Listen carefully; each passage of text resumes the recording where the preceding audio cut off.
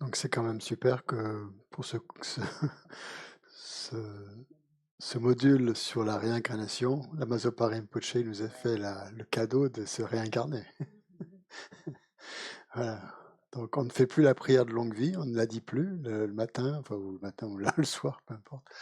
La prière de longue vie qu'on a disait, enfin la prière de retour rapide, pardon. On lit la prière de longue vie, mais plus la prière de retour rapide. Voilà, donc si vous ne le saviez pas, maintenant, c'est officiel. Comment on le sait? Ça s'est pas fait, non, c'était lundi. Le Dalai Lama a envoyé un message, un SMS.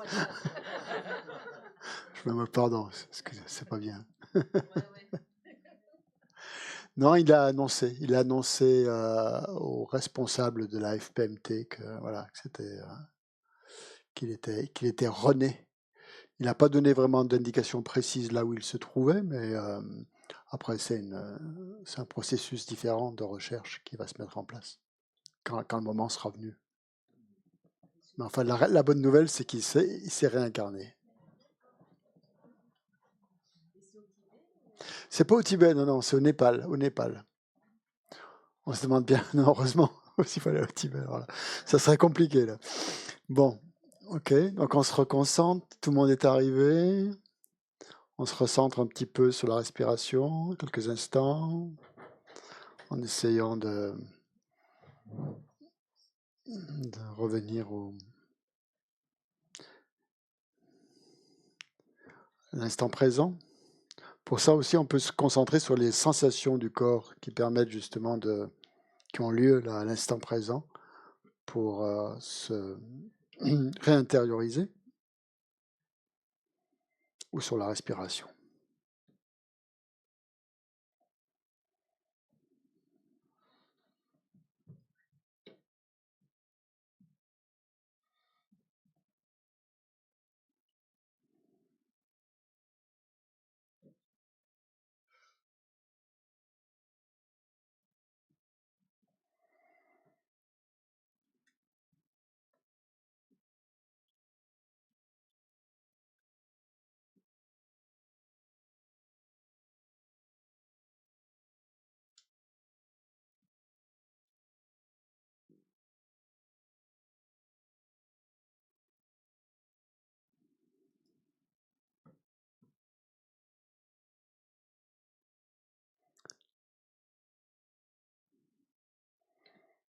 Un autre avantage de cette méditation sur la respiration, c'est qu'elle nous met vraiment en contact avec l'impermanence.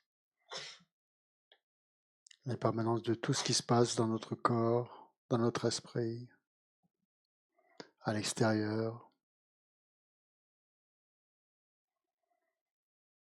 L'impermanence de la respiration. Donc ça nous place vraiment au cœur du sujet, qui est donc un des sujets principaux du bouddhisme, puisque c'était le premier enseignement du Bouddha, et c'était aussi son dernier enseignement.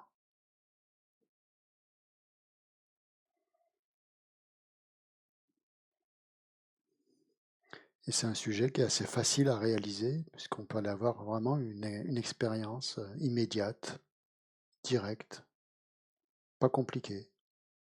Il faut juste se concentrer, petit moment, et laisser apparaître les choses, sans réagir.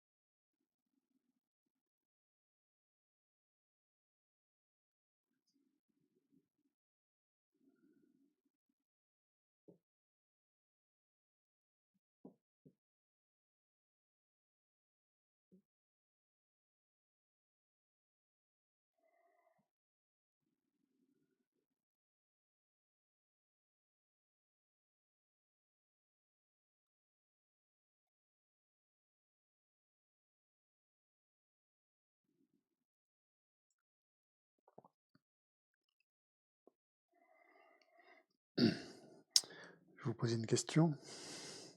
Quel est d'après vous le plus gros obstacle qui nous empêche de réaliser les points essentiels de la voie? Quel est notre plus gros obstacle aux réalisations de la voie spirituelle? Qu'est-ce que vous diriez? L'ego? Ouais, c'est sûr que l'ego, c'est un gros morceau. Mais, donc le manque de foi, ça serait le manque de foi, d'après vous? Foi en quoi? Le manque de foi en quoi? Dans les enseignements? L'attachement. L'attachement. L'aversion, les perturbations mentales. Ouais. La mauvaise compréhension des enseignements. L'ignorance. Voilà. Le manque de maître. Ça peut aussi, évidemment, le désir.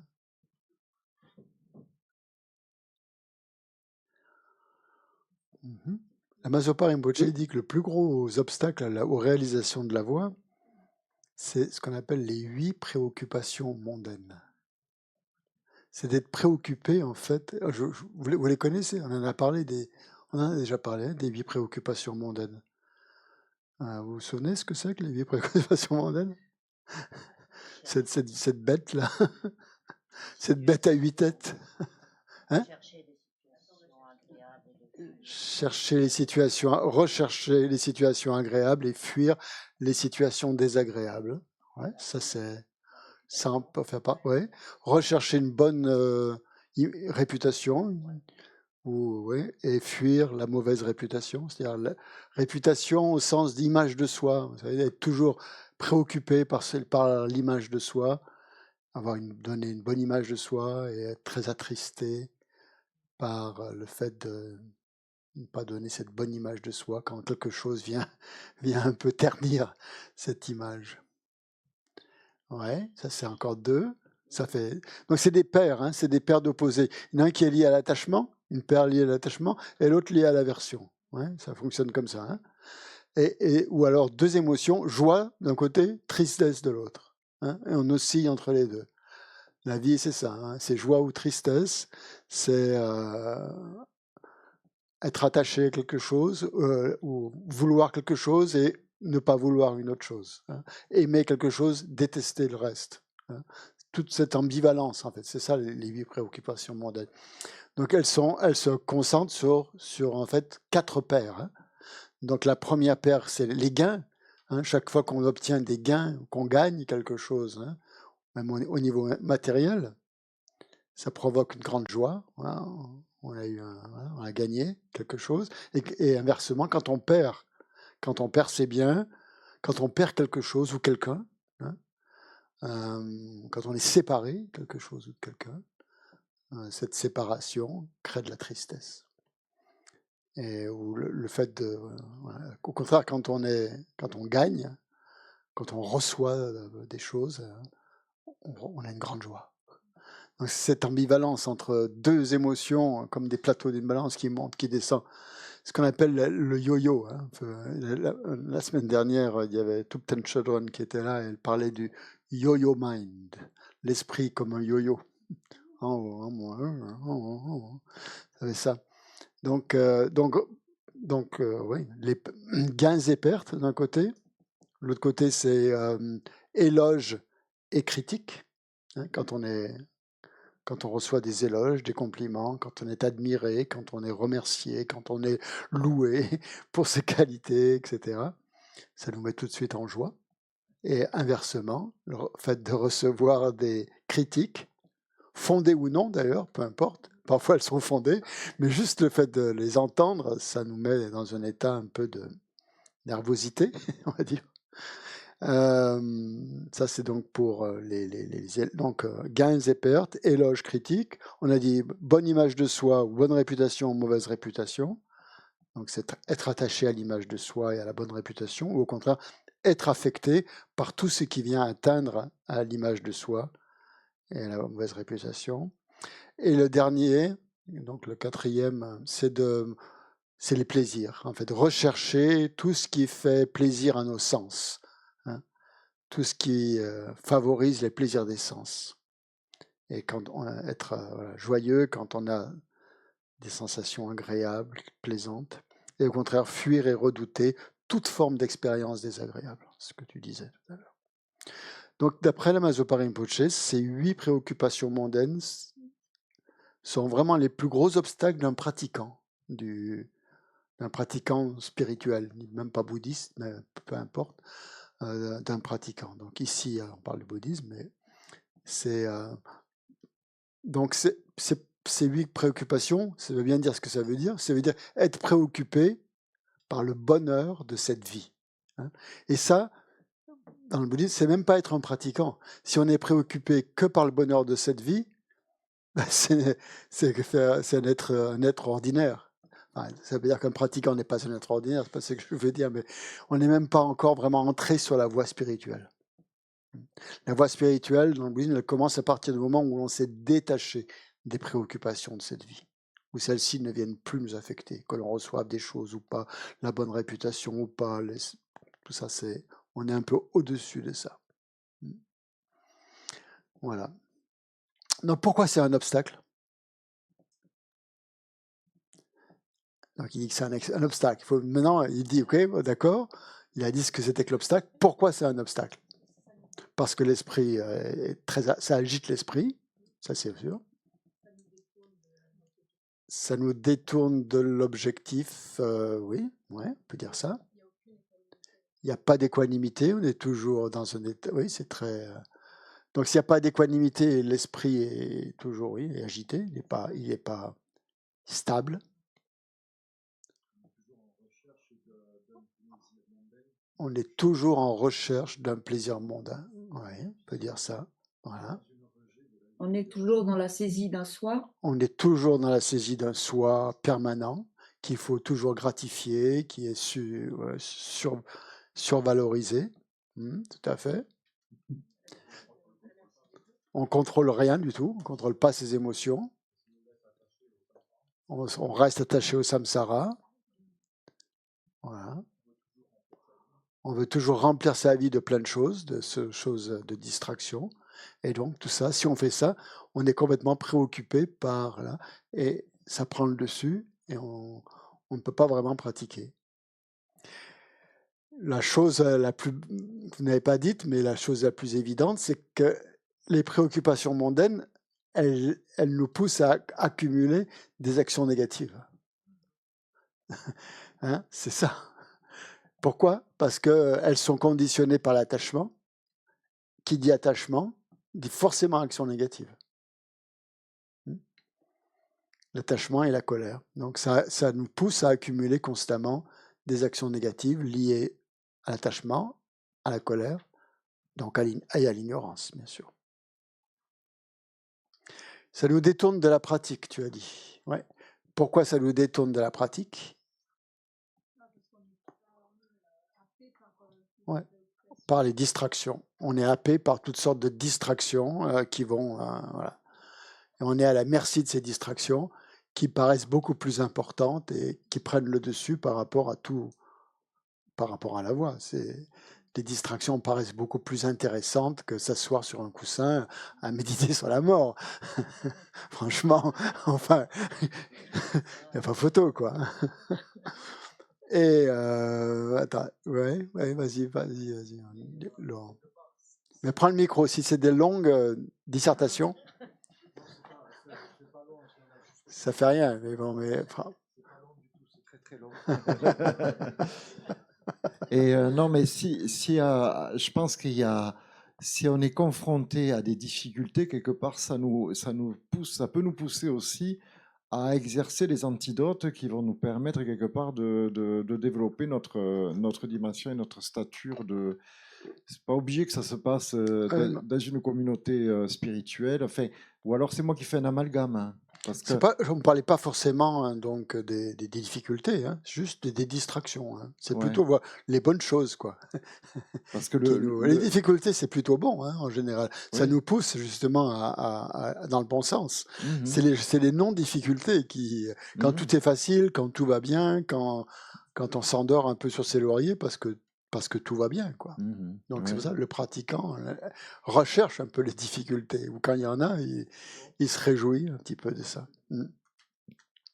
Donc ça va être la méditation sur les préoccupations mondaines, elle vient juste entre la méditation sur la précieuse renaissance humaine et la méditation sur la mort.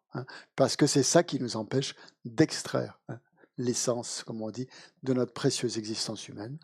Et ça nous amène à penser que finalement que nous sommes immortels, les préoccupations mondaines, qu'il n'y a que cette vie qui compte. C'est ça la chose la plus importante, et qu'après, il n'y a rien après la mort, quoi. C'est juste, il faut vraiment profiter de cette vie au maximum, et puis prendre tout ce qui se passe, quoi. Et donc, comment est-ce qu'on va contrer? On a tous cette tendance, je vous rassure, je vais pas. On a tous cette tendance à, bien sûr, sinon on serait déjà réalisé, on serait déjà comme Lamazo Rinpoche, comme Geshe Loden, comme Charles. On aurait dépassé ça, bien sûr.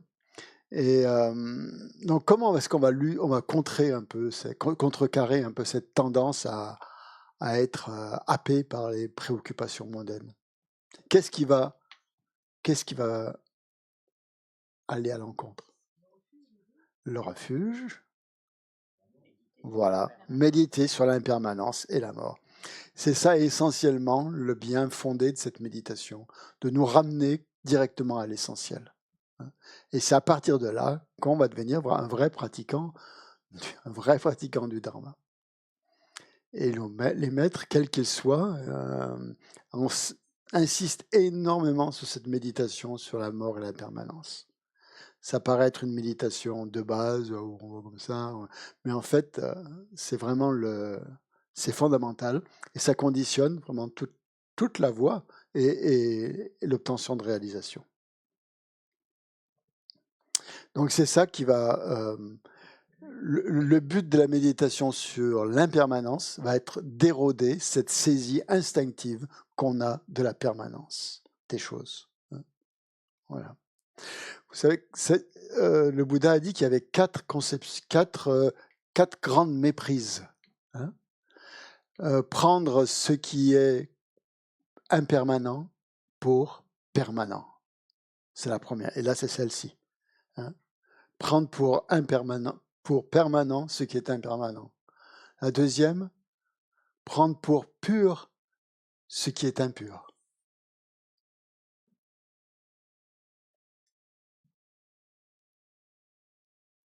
Prendre pour plaisir ce qui est souffrance.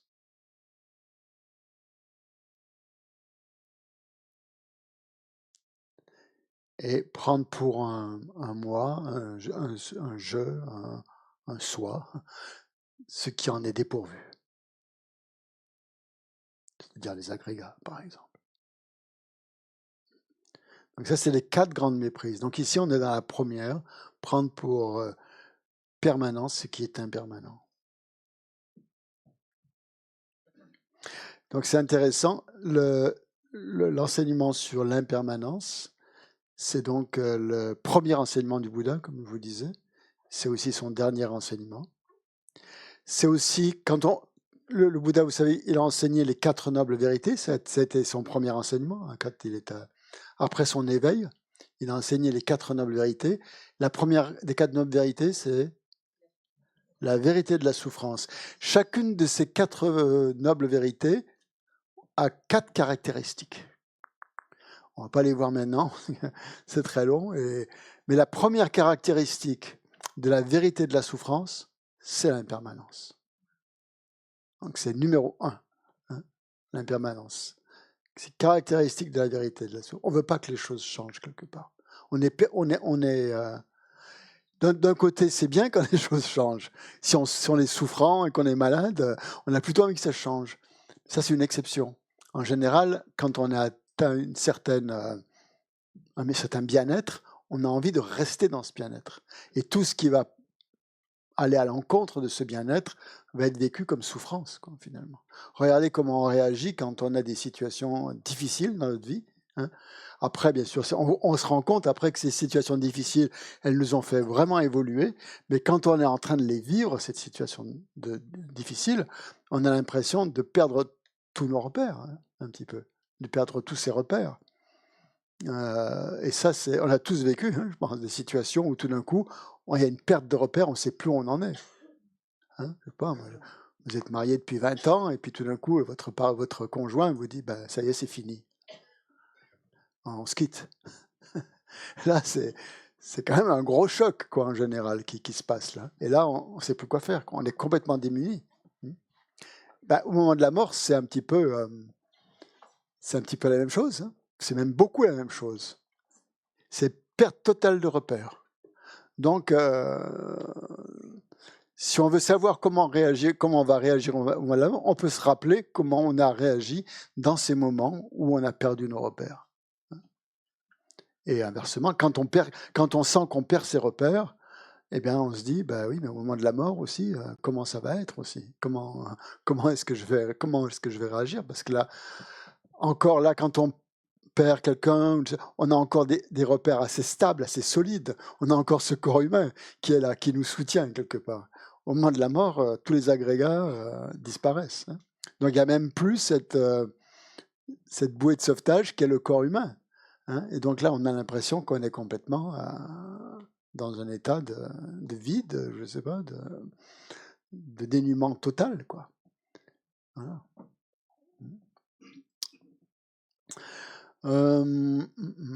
Donc, méditer sur la mort en impermanence va amener justement nous aider à prendre conscience que toutes les choses changent, que ce soit à l'intérieur, à l'extérieur, et c'est vraiment une expérience directe qu'il faut avoir. On peut en parler comme ça sert à rien. Hein. Vous avez bien compris, tout le monde l'a compris. Il faut le vivre dans sa méditation. Plus on va méditer sur l'impermanence et la mort, plus on va se préparer à ce moment-là. Chaque fois qu'on médite là-dessus, c'est une préparation. C'est une préparation. Hein. C'est pas d'en parler comme ça. Hein. On peut passer le week-end, mais bon. C'est d'en faire l'expérience de cette. Dans les moments difficiles, ils arrivent, ils sont créés par des causes, par des conditions. Hein. Donc voilà, c'est pas permanent. Hein.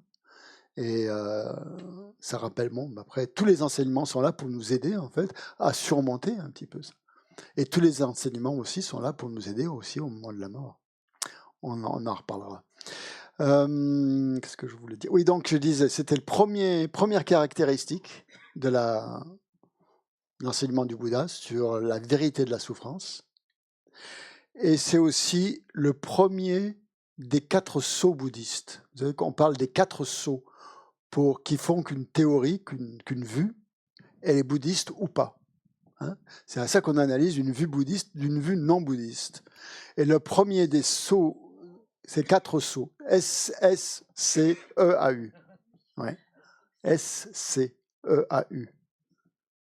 Il n'y a pas de X, non ? Hein? Ah, oui, si, il y en a 4, oui, d'accord, oui, pardon, oui. Les 4 sceaux bouddhistes. Les 4 sceaux d'une vue bouddhiste, le vrai terme, hein, c'est ça. Donc, le premier sceau, c'est tous les phénomènes composés sont impermanents. Et ça, c'est d'une méditation en soi. Hein. Si c'est un phénomène composé, il est forcément impermanent. S'il est impermanent, c'est que c'est un phénomène composé. Et un phénomène composé, on ne peut pas le rendre permanent. Ce n'est pas possible. Hein. Donc, c'était le premier. Le deuxième sceau, tous les phénomènes souillés sont souffrance. Souillés, ça veut dire quoi ? Ça veut dire qu'ils sont souillés par les perturbations mentales et par le karma, c'est-à-dire par les agrégats, effectivement. En naissant, on a pris les agrégats. Ces agrégats, le corps, l'esprit, sont contaminés, on va dire, si vous préférez, contaminés ou sous l'influence du karma et des perturbations mentales. Donc, ils sont souillés, entre guillemets. Donc, le Bouddha a dit, tous les phénomènes contaminés ou tous les phénomènes souillés sont souffrance. Ça veut dire que puisqu'on a pris naissance dans le samsara, à cause des karmas et à cause des perturbations mentales, non seulement nous sommes des phénomènes contaminés, mais tout ce que l'on expérimente est contaminé. Vous comprenez pourquoi on a envie de se libérer du samsara quand même. Hein.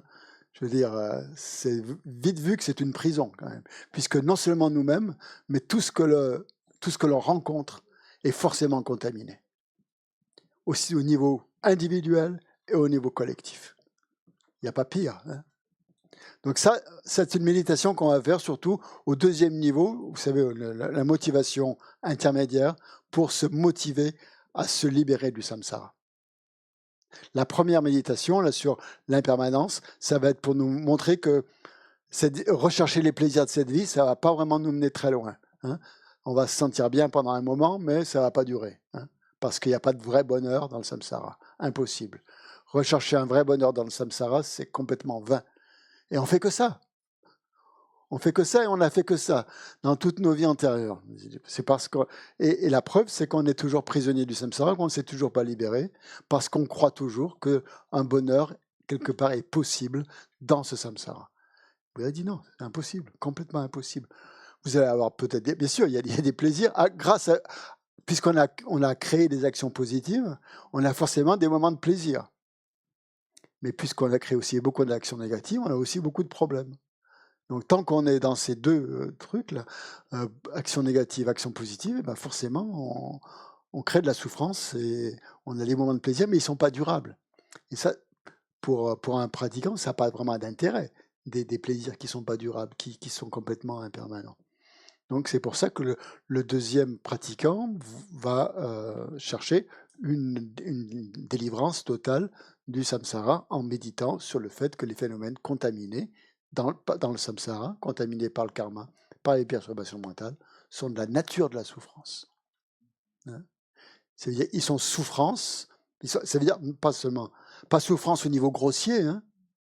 Souffrance grossière, c'est quand on a mal quelque part, mais ça veut dire conditionné, c'est un conditionnement. Hein. La souffrance, elle est constamment là. Que ce soit dans les sensations agréables, que ce soit dans les sensations désagréables, bien sûr, évidemment, et dans des sensations neutres. Ce qu'on appelle la souffrance omniprésente du samsara. On en reparlera aussi quand on étudiera ça. Et où j'en étais ? Deuxième saut. Troisième et quatrième saut, ça aussi on en parlera plus tard, c'est que tous les phénomènes, comment c'est dit, sont vacuités en fait. Hein. Voilà, vacuité. Tous les phénomènes sont vides d'existence propre. Tous les phénomènes sont vides d'existence propre, d'existence intrinsèque. Hein. Donc, parce qu'ils dépendent de causes et de conditions, parce qu'ils sont interdépendants. Parce qu'ils sont interdépendants. Puisqu'ils sont interdépendants, ils sont vides d'existence propre, par définition. Et puisqu'ils sont vides d'existence propre, ils sont interdépendants. Hein, ça va dans les deux sens. C'est un peu l'intérêt de cette méditation. Donc ça amène à réaliser la vacuité pour se libérer complètement du samsara. Et le quatrième saut, c'est que le nirvana, ou la libération, est la paix.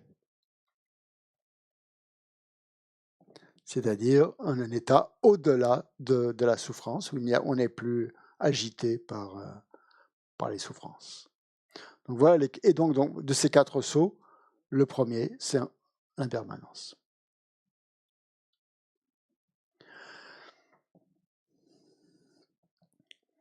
Donc, dans une logique matérialiste, comment est-ce que l'on conçoit la mort dans une logique matérialiste ? C'est la fin. Il n'y a rien d'autre après. Ouais. Donc, il n'y a rien d'autre. Donc, quand vous demandez aux gens s'ils ont peur de la mort dans une logique matérialiste, soit ils vont vous dire j'en ai pas peur, soit j'en suis terrifié. Hein. Deux attitudes complètement extrêmes. Hein. Ouais. Donc, le bouddhisme dit il vaut mieux être terrifié de la mort maintenant et ne pas en avoir peur quand elle arrive, plutôt que le contraire, que de ne pas en avoir peur maintenant et puis d'être terrifié quand elle arrive. Voilà.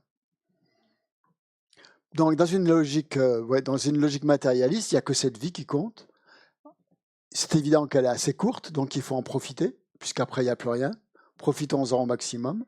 Il faut en tirer le plus de profit. Et le plus de profit possible, ça veut dire dans les préoccupations matérialistes. Hein. Prenons le bonheur là où il est, quand il passe. Il n'y a pas d'autre réalité que les apparences, que ce qui nous apparaît. Donc, voilà, il n'y a rien d'autre. Dans une logique matérialiste, nos actes ne prêtent pas vraiment à conséquence. Donc, on peut aussi bien s'amuser. Et la mort et le temps qui passe sont deux choses complètement séparées. Hein. On ne fait pas le lien. Il y a la mort qui est la fin, il n'y a plus rien après. Et puis il y a le temps qui passe. Oui, on voit le temps qui passe, mais bon, on s'en accommode. Donc il y a d'un côté la mort, on ne fait pas le lien entre le temps qui passe et la mort. Et on pense toujours finalement qu'on a le temps. C'est ça, la saisie de la permanence, c'est ça. C'est de toujours penser qu'on a bien le temps. On verra bien. On verra bien au moment de la mort ce qui se passe. Hein, c'est un peu l'attitude. On verra bien. Mais cette attitude dont on verra bien ce qui se passe, ça trahit quand même une certaine peur de ne pas vouloir l'avoir en face et de ne pas vouloir s'en préoccuper. Puisqu'on se dit, hein, c'est un peu même ridicule comme attitude, de se dire on verra bien ce qui se passe. Ça veut dire que j'ai confiance en moi. J'ai confiance en moi, on verra bien ce qui se passe. Ou j'ai confiance en rien du tout, puisqu'on n'est pas vraiment croyant, mais j'ai confiance en moi, on verra bien. Vous imaginez si vous... On ne fait pas ça en général dans la vie. Quand on a quelque chose d'important, bon, on se prépare. Si vous avez un examen important, vous n'allez pas dire, bon, on verra bien ce qui se passe, je vais passer mon doctorat, là, ben écoute, on verra bien, je ne veux pas étudier, c'est pas la peine, ça ne sert à rien, je ne vais pas me préparer, on verra bien ce qui se passe. Complètement illogique. Ou si vous passez le permis de conduire, par exemple, vous n'avez jamais conduit une voiture, bon, on verra bien le jour de l'examen. Quand je vais démarrer, bon, on verra. Donc c'est un peu ça, en fait, notre attitude est un petit peu ridicule, un petit peu comme ça. On verra bien ce qui se passe au moment de la mort, et on n'y pense pas, on ne se prépare pas. Donc ça me rappelle une phrase de Woody Allen. Ah ouais, je vous l'avais dit. Je n'ai pas peur de la mort. Je n'ai pas peur de la mort, il dit. Mais j'aimerais bien ne pas être là le jour où elle vient. Voilà, c'est un peu ça, en fait. Donc, occulter, cette occultation, c'est émotionnel, en fait. Hein, ça trahit une peur. Peur de quoi? Ouais, exactement. Peur de l'inconnu, de la souffrance, de la déchéance. Ouais, la déchéance, elle vient avant. Elle est déjà là, hein, si on regarde bien. La peur du vide, la peur du vide, la peur du rien, la peur du rien, oui. Puisque personne n'en revient. Hein. Enfin, jusqu'à un certain point, on peut revenir, mais après, on ne peut pas. Hein. Enfin, où tout le monde en revient, peut-être finalement, d'une manière ou d'une autre, ça dépend comment on le voit. Mais il y a un grand mystère quand même qui est lié à ça. Hein. Il y a un grand mystère. Et donc, face à ce mystère, eh ben, comment on réagit on ne sait pas. Ouais. Il peut aussi y avoir la peur du jugement dernier aussi, si on est chrétien, hein, d'être jugé à ce moment-là et d'être... voilà.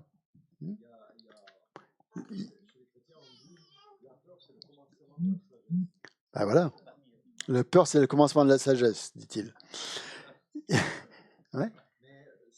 Alors, il y a peur et peur. Hein. Il y a peur et peur.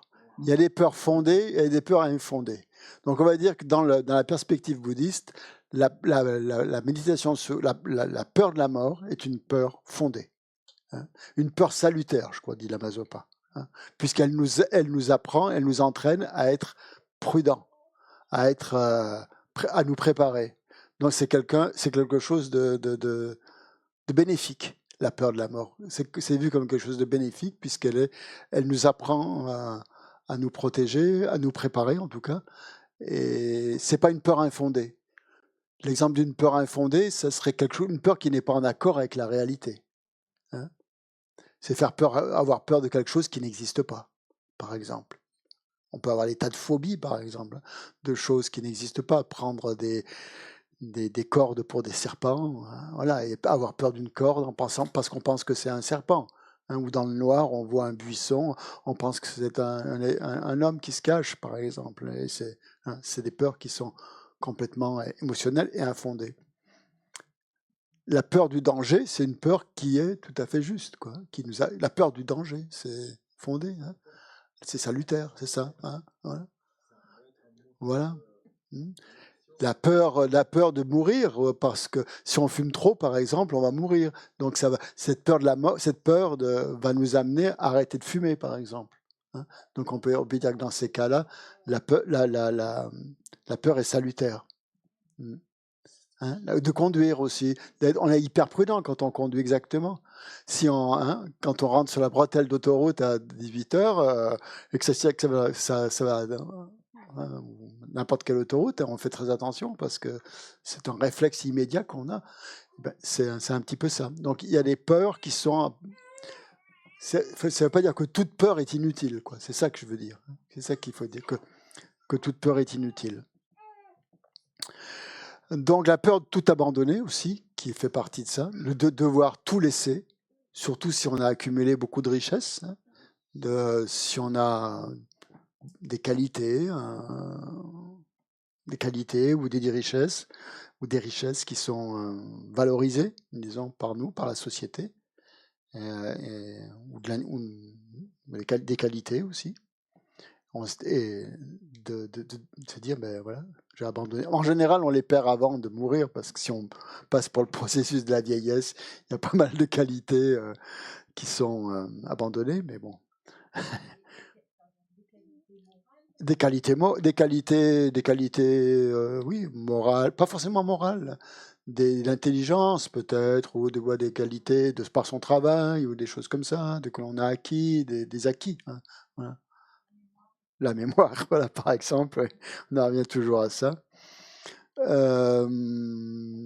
Donc peur d'être tout abandonné, parce que toutes nos possessions valorisent le jeu quand même, quelque part, elles valorisent le moi, et c'est ça qui fait peur, c'est que comme il y a une identification au moi, tout ce qui touche le moi, si on le perdre, c'est perdre cette identification au moi, cette identification au jeu. Et il y a on a envie de dire, je ne veux pas, on ne veut pas mourir, quoi, en fait. Je ne veux pas mourir, on ne veut pas. Et donc on s'accroche à cette idée de vouloir continuer, parce que je ne veux pas. Hein. Donc c'est ce qu'on appelle une saisie. Hein. Quand il y a un je ne veux pas, plus cette saisie va être forte, et plus on va souffrir à ce moment-là. Donc il va falloir se dessaisir de cette saisie et abandonner cette identification au jeu. Et plus on le fait avant, mieux c'est. Hein. La méditation, au moment de la mort, les meilleures méditations, ça va être ça, en fait. Hein. Ça va être de méditer sur la vacuité, pour vraiment lâcher prise par rapport à l'identification au jeu, au corps, hein, à ses possessions, en voyant qu'elles n'ont pas de valeur, qu'elles n'ont pas de valeur intrinsèque, hein, que les choses n'ont pas d'existence propre. Ça va être la meilleure des méditations. Et une autre méditation qui va être très très bénéfique au moment de la mort, c'est quoi? Quand je dis méditation, c'est pas forcément méditation de se mettre sur un coussin, c'est penser, hein, réflexion, la pensée, hein, la réincarnation. Alors la réincarnation, ça peut être à double tranchant, ça peut faire peur. Si on a vécu en accumulant, en n'étant pas sûr de là où on va, parce qu'on a accumulé beaucoup d'actions négatives, là ça peut faire peur, la réincarnation. Hein. Bon, ça c'est avant, hein, la réincarnation. C'est avant, c'est pour justement nous pousser à accumuler des actions positives. Ouais, l'amour et la compassion, exactement. Deux méditations, en fait, ou deux pensées qui font lâcher prise sur le jeu, sur le moi, sur l'ego, hein, sur l'égoïsme. Hein. Penser aux autres au moment de la mort. Pas avec attachement, hein, parce que là, ça fait mal. Hein. Si on pense aux autres avec attachement au moment de la mort, ça fait très mal, je suppose. Hein. Comme quand on est très attaché à quelqu'un, quand on ne veut pas accepter une séparation, par exemple, parce qu'on est très attaché, ça fait très mal. À partir du moment où on accepte la séparation, c'est dur, c'est très dur, mais ça, avec le temps, ça aide quand même, hein, l'acceptation. Je peux te demander quelque chose? Bien sûr, tu peux Quelle toujours. différence y a-t-il entre l'œil qui regarde et l'égocentrisme? L'œil qui regarde. Oui, tu dis quand on regarde les vies passées, l'action du passé. Ouais, tout à l'heure, la méditation. Ouais. Avec, Ouais. L'égocentrisme, c'est d'être tourné vers soi, l'égocentrisme? C'est être exclusivement tourné sur soi-même ou tout ramener à soi-même? Et l'œil, c'est peu de la sagesse. Donc, qu'est-ce que je disais? J'ai perdu le fil. L'amour et la compassion, voilà. Justement, le fait de penser aux autres va faire fondre un petit peu ce moi, cet égocentrisme, merci, ce jeu, cet attachement au moi, en mettant de l'altruisme à la place. Et donc, il y a une très bonne méditation qu'on peut faire à ce moment-là, c'est ce qu'on appelle la méditation de Tonglen, vous savez, prendre et donner, prendre sur soi, si on est capable, hein, si on en a le courage, c'est pas évident, mais prendre sur soi les souffrances des autres et en échange leur donner nos bonheurs. Hein. C'est une méditation qui est au 3e niveau hein, dans les méditations bouddhistes. On verra ça quand on étudiera Bodhicitta. Mais puisqu'on va vers ça, on peut très bien penser, si on pense à utiliser cette méditation au moment de la mort, puisque le souffle est encore là, peut-être si on a cette conscience, hein, c'est pas évident aussi d'avoir cette conscience. Si on est, non, c'est pas évident. C'est dans les meilleurs des cas. C'est dans des cas plutôt favorables d'avoir des pensées. Mais tout dépend de ce qu'on a cultivé. Si on n'a jamais médité là-dessus de son vivant, c'est évident qu'au moment de la mort, il y a peu de chances qu'on y pense. Hein. Comme pour un examen. Si on n'est pas préparé, on ne va pas trouver les bonnes réponses. Hein. Donc, mais si on s'y est entraîné, ben, ça va venir quand même beaucoup plus spontanément et beaucoup plus facilement que si on ne s'est jamais entraîné. C'est une évidence. Hein. Donc c'est pour ça que ces méditations il est conseillé de les faire et de les refaire et de les refaire pour justement s'entraîner. Hein, c'est un entraînement la méditation, une habitude à prendre, une bonne habitude à prendre pour qu'au moment de la mort, cette habitude, elle nous revienne. Donc au moment de la mort, effectivement, cette pratique de Tonglen, de Bodhicitta, ou même plus simplement, si on n'a pas cette bodhicitta, qui est quand même un niveau assez élevé, de se dire, eh ben, puisse dans ma vie prochaine, puisqu'on croit en la réincarnation, puisse-je être bénéfique aux êtres, puisse-je avoir une vie qui soit utile aux autres, par exemple. Une pensée comme ça peut vous projeter dans une bonne renaissance. Hein. Si vous, au contraire, vous vous dites, oh non, je perds tous mes amis, je perds tous mes biens, je perds tout, je suis plus rien, avec une espèce de panique, bah, ça va forcément vous entraîner dans des renaissances un peu défavorables, quoi, où vous ne serez pas très à l'aise. Hein. Donc c'est ça qu'il faut essayer de cultiver au moins de mort, cet état positif. Et ça, il faut que ça vienne naturellement, quoi. C'est ça aussi. Au moment de la mort, il n'y a plus d'artifice. Hein, là, on peut le cultiver artificiellement. Quand on fait les prières de dédicace, quand on fait les prières de motivation, on le cultive un temps, artificiellement ou pas, ça dépend des gens, mais bon, on peut le cultiver artificiellement. Au moment de la mort, non. Il n'y a plus d'artifice à ce moment-là. C'est le naturel qui revient en galop. Hein. Et qui revient en galop, je pense que ça va très vite. Une pensée peut être très, très, très rapide, hein, comme on le sait. Voilà. Je peux dire quelque chose? Ben, bien sûr. Mais ça m'interpelle un petit peu tout ça parce que je me dis bon, enfin, je suis basique, hein, très basique là. Il faut être basique. Si parfois ça peut me gêner. Il y a quelque chose qui me gêne de me dire bon, je fais ça pour obtenir quelque chose dans ma vie suivante. C'est un peu égotique, non, non, tout c'est ça. pas ça qu'il faut se dire. Je me dis si je fais tout ça, il y a cette notion d'avoir une vie meilleure ou etc. Bon, là c'est une première chose. Et d'autre part, souvent on entend dans beaucoup de traditions, enfin autour de moi, peut-être c'est New Age ou j'en sais rien, mais il faut vivre l'instant présent. Alors par rapport à cet instant présent, ça c'est une notion matérialiste hein, par rapport à voilà. complètement. Parce qu'il y a beaucoup donc se l'instant préoccuper présent, de cette vie à l'instant. L'instant présent, c'est quoi alors? Oui. Ah ouais. C'est quoi? C'est l'instant présent. Ça veut rien dire.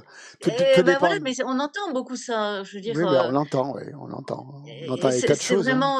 Qu'est-ce que c'est vivre l'instant présent? Ça veut rien dire. C'est quoi? Qu'est-ce qui est En consacré méditation, par exemple, vivre l'instant présent, si vous voulez, c'est d'être juste concentré sur revenir au présent pour pas avoir un esprit qui est trop préoccupé par le passé ni trop préoccupé par le futur. Et donc là, on revient à l'instant présent pour évacuer, pour empêcher l'esprit de vagabonder dans des souvenirs ou dans des projets, par exemple. Mais après, dans le vécu, justement, quand on fait ces méditations, on ne se dit pas je le fais parce qu'au moment de la mort, tout ça, ça sera la conséquence logique de la chose. Et ça aura, ces méditations, elles ont un effet immédiat dans notre vie actuelle.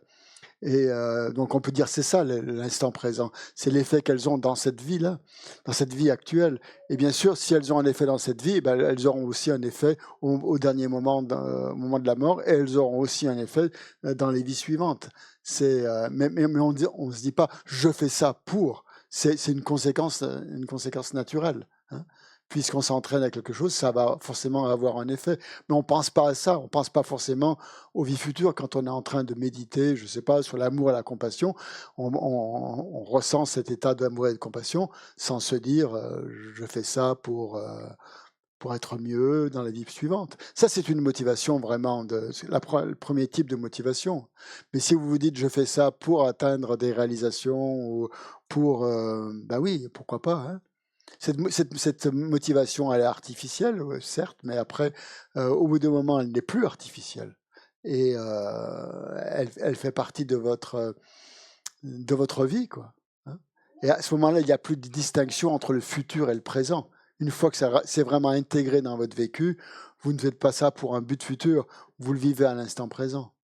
Mais bon, c'est un long cheminement. Sinon, juste parler de l'instant présent comme ça, sans savoir ce qu'on y met dans cet instant présent, ça ne veut pas dire grand-chose, effectivement. Christian, Oui. pardon, j'ai une question sans doute probablement très pragmatique, mais lorsqu'on est dans le coma, qu'on est plongé dans le coma ou qu'on est dans un état un peu pas conscient, comment on médite là-dessus? Comment On peut on pas. s'approche? On peut pas. Bah Et non. alors j'ai vu dans le livre tibétain des morts qu'on pouvait demander à un proche, à quelqu'un, de Ouais. venir et de le faire, mais du coup, alors moi je suis toute seule autour de moi à m'intéresser un peu au bouddhisme, donc comment ça se passe dans ces moments-là? Comment ça se passe quand on est seul? Bah, si on est dans le coma, il n'y a pas grand-chose à faire. Si on est seul, on est dans son coma, et bien sûr, on ne peut pas méditer sur quoi que ce soit, ni sur la vacuité, ni sur la bodhicitta à ce moment-là, puisque je ne sais pas dans quel état on est, un peu légume. Hein. S'il y a quelqu'un à côté de vous qui est sensible à vos pratiques, si vous lui avez parlé avant, s'il sait ce que vous aimez, ce que vous avez pratiqué, il va peut-être essayer de vous parler de ça, de vous remémorer de vos pratiques quotidiennes, par exemple, et ou les prières que vous récitez. Et peut-être que ça aura effectivement un effet à ce moment-là. Si la personne ne sait rien, ne sait pas, finalement, ça n'aura aucun effet, ça ne sera pas bénéfique. C'est vrai qu'au moment de la mort, on peut faire des prières pour le mourant, mais à condition que ça a un que cette personne elle ait une croyance, oui, ou une pratique par rapport à ça. Hein. Si ça ne correspond pas à sa pratique, ça ne va pas lui évoquer grand-chose. Hein. Donc on ne peut vraiment aider que quelqu'un au moment de la mort qu'en connaissant bien cette personne. Hein, en connaissant bien, en connaissant... voilà. Après, on n'est pas obligé d'être... Si la personne n'est pas... Évidemment, si la personne n'est pas bouddhiste, on ne va pas lui parler du Bouddha au moment de la mort. Ça ne va rien lui évoquer, mais on peut très bien lui parler du Christ et évoquer des sentiments religieux, et faire naître des sentiments religieux et altruistes dans son esprit, sans même mentionner le mot Bouddha, par exemple. Hein. Juste essayer de faire naître des pensées positives et altruistes, c'est très bien. Hein. On n'est pas obligé de lui parler de son maître, juste des choses très, très, très, très basiques, en fait. Hein, tourner, que son esprit se tourne vers le bien des autres, ou voilà, vers le bien de l'humanité, je ne sais pas, des choses très, très altruistes, quoi. Voilà, ça répond à votre question. Je ne sais pas, peut-être un peu... Je suis un peu à côté, non? En fait, égoïstement, ouais. je pensais à ma mort, à moi. Oui, ben c'est bien d'y Il n'y penser. a personne à côté de moi en capacité de... Mais vous savez pas ce qui... Vous n'y êtes pas là, en ce moment. Non, pas du tout, mais... Bon, d'accord. Donc, voilà, pour l'instant, ça peut arriver demain. Si ça arrivait demain, par exemple, vous dites, j'aurai personne à mes côtés. C'est ça? Oui, il y a des aumôniers bouddhistes, effectivement. Merci. du rappel. Il y a des aumôniers bouddhistes qui peuvent, voilà, il y a dans les soins palliatifs, il y a des personnes justement qui sont bouddhistes qui peuvent vous aider à ce moment-là. Oui, tout à fait, oui. Tout à Merci fait, beaucoup. tout à fait. Mais c'est bien d'y penser, c'est vrai, c'est vrai. Il faut pas paniquer, il faut pas se dire ben, je serai tout seul, qu'il va rien se passer. Je pense que maintenant il y a des moyens, quoi. Il y a des aides en tout cas qui sont possibles. Donc la vision bouddhiste de la mort, c'est que la mort est quelque chose de naturel, hein, qui n'est pas coupé de la vie en fait, qui fait partie. Il n'y a pas la vie et la mort. Hein. C'est comme ce que tu dis dans le livre, comme on vit, on meurt. Si on a un esprit, développer des qualités, développer des états d'esprit positifs au moment de son vivant, eh bien, il y aura de grandes chances que ce soit ces qualités qui apparaissent, qui ressurgissent à ce moment-là. Hein. Donc tout ce qu'on fait en fait de notre vivant aura forcément un impact à ce moment-là. Hein. Donc la mort en fait n'est pas le contraire de la vie, hein, c'est pas l'opposé, hein, ça en fait partie. Ça fait qu'en fait on dit de nous qu'on est des êtres vivants, mais on est des êtres mourants en quelque sorte. Hein. On est en train de se préparer à mourir en fait. Hein. Si on regarde bien, la mort fait partie. En plus, la mort, on peut parler de mort dans des différentes façons. Hein. C'est pas forcément la mort au sens la fin de ce corps humain. Ça peut être. On peut vivre des petites morts aussi dans une vie. Hein. Il peut y avoir ça aussi qui existe. Hein. Donc la mort n'est pas vue comme quelque chose qui est complètement distinct de la vie. C'est pas vu non plus comme une punition, hein, ou un échec. Hein. C'est pas vu non plus comme que tout est fini, bien sûr, on a bien compris. Et donc c'est quelque chose qu'il faut se rappeler quotidiennement, hein, et en prendre conscience et l'accepter. Pour vaincre cette peur, quoi. Parce que la peur, en fait, c'est lié encore à l'ego, hein, à cet ego ce chérissement d'un ego, d'un jeu très, très puissant, très fort, qu'on a peur de perdre. Hein. Donc, plus on va méditer sur ce jeu, sur l'absence d'existence propre de ce jeu, plus on va être libre de. Quand on parle d'être libre de la mort et de la naissance, en fait, c'est ça. Hein. On dit que la pratique amène à ça, en fait, à être libre de la mort et de la naissance, c'est-à-dire ne pas vivre la mort et la naissance comme des états complètement où l'on est assujetti au karma et aux perturbations mentales. Hein. On peut en être libre de ça. Hein. Voilà. Quels sont les bienfaits de la pratique, justement, de méditer sur la mort et l'impermanence maintenant? Ça, c'est important d'en parler parce qu'il faut, quand on voit les bienfaits de quelque chose, en général, ça nous soutient, ça nous aide à le faire. Ça nous permet d'appréhender cette peur, ouais, se familiariser avec cette peur. Ça crée des automatismes, des expériences, ouais, ouais.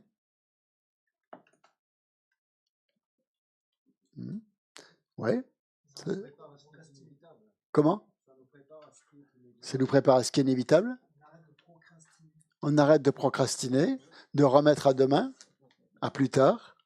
Tout à fait. Ça, c'est une bonne. Donc on vit l'instant présent, en quelque sorte. Disons que dans ce sens-là, J'ai ça envie de veut dire, dire. c'est rassurant peut-être. Ah ouais. C'est rassurant et un sentiment de sécurité. Oui, tout Se à dire fait. que je vais pas vers l'inconnu. Il y a quelque chose C'est vrai. où je sens. Moi, Exactement. je trouve que la mort, j'ai l'impression que c'est de la même façon qu'il y a une naissance. On est accueilli par ses parents au sortir de cette. On passe de l'invisible puisqu'on est caché dans le ventre de sa mère et paf, on va vers une lumière finalement aussi quand on est. Et puis il y a un médecin qui nous tire et qui nous amène quelque part, qui nous met sur le ventre de notre mère. Mm. Moi, j'ai l'impression que c'est un petit peu retour aux sources, c'est-à-dire que j'ai l'impression que ça se passe comme ça de la même façon. C'est-à-dire que la mort, eh ben, je ne crois pas qu'on soit tout seul de l'autre côté et qu'on soit perdu dans le néant qui est rien. Et je me dis toujours j'aurai toujours des parents pour m'accueillir de l'autre côté, quoi. Bon, je sais pas, je crois pas que ce soit le vide et qu'il y ait rien, quoi. J'y crois pas à ce truc-là. Bah, Voilà, ça c'est mon ressenti, c'est ma mm, conviction, mon intime mm, conviction. mm.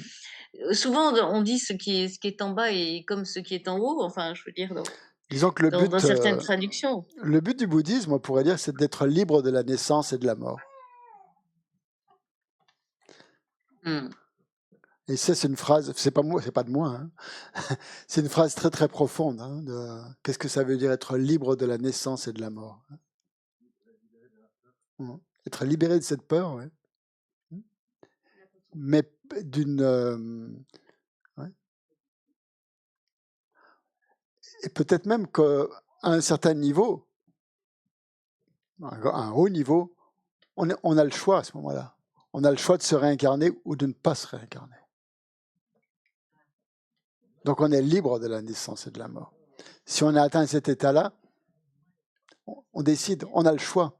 Et ultimement, pour un grand pratiquant, hein, quelqu'un qui est vraiment un pratiquant extrêmement avancé, extrêmement sérieux, extrêmement avancé, qui a réalisé ce qu'il fallait réaliser, la vacuité, pas un Bouddha forcément, non, un être qui s'est libéré.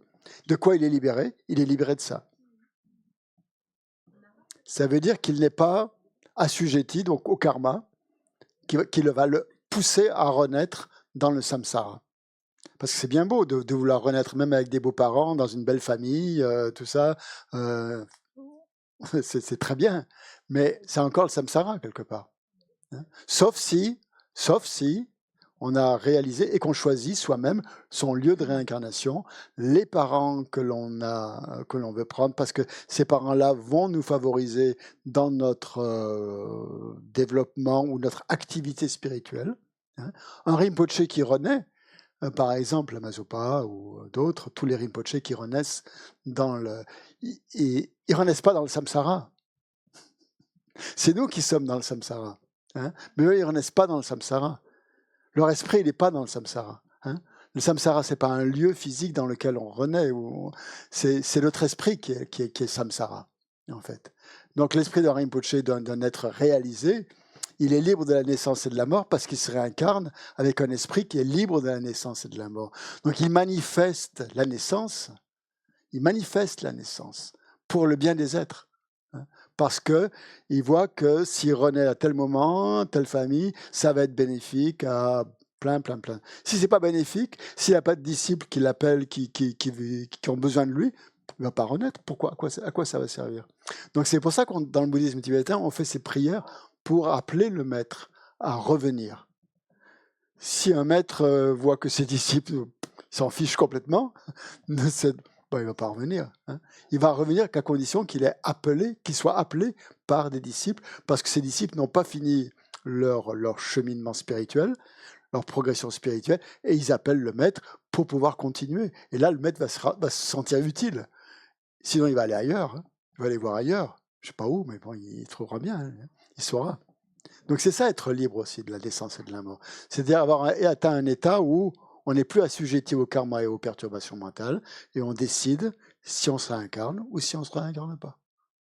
Si on a des parents, et ça c'est un peu voilà, c'est le bienfait de la libération, d'arriver à un tel état, hein. Mais bon, sans parler de ces grands pratiquants, de ces grands maîtres qui arrivent justement à choisir, hein. Nous, si on n'est pas libéré du samsara, on renaît en mode automatique, hein. C'est-à-dire on ne contrôle rien. C'est le karma qui contrôle tout, qui va contrôler les parents qu'on va avoir, parce qu'on va choisir des parents automatiquement qui correspondent à nos perturbations mentales. Il va y avoir une interdépendance entre les deux, et voilà.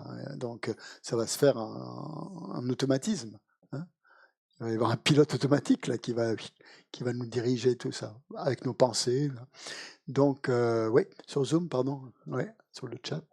L'incinération est-elle considérée comme favorable dans le bouddhisme? L'incinération est-elle considérée? Il y a plusieurs, on peut le voir de plusieurs façons. Hein. Oui, c'est plutôt considéré comme favorable, ouais. On va dire oui.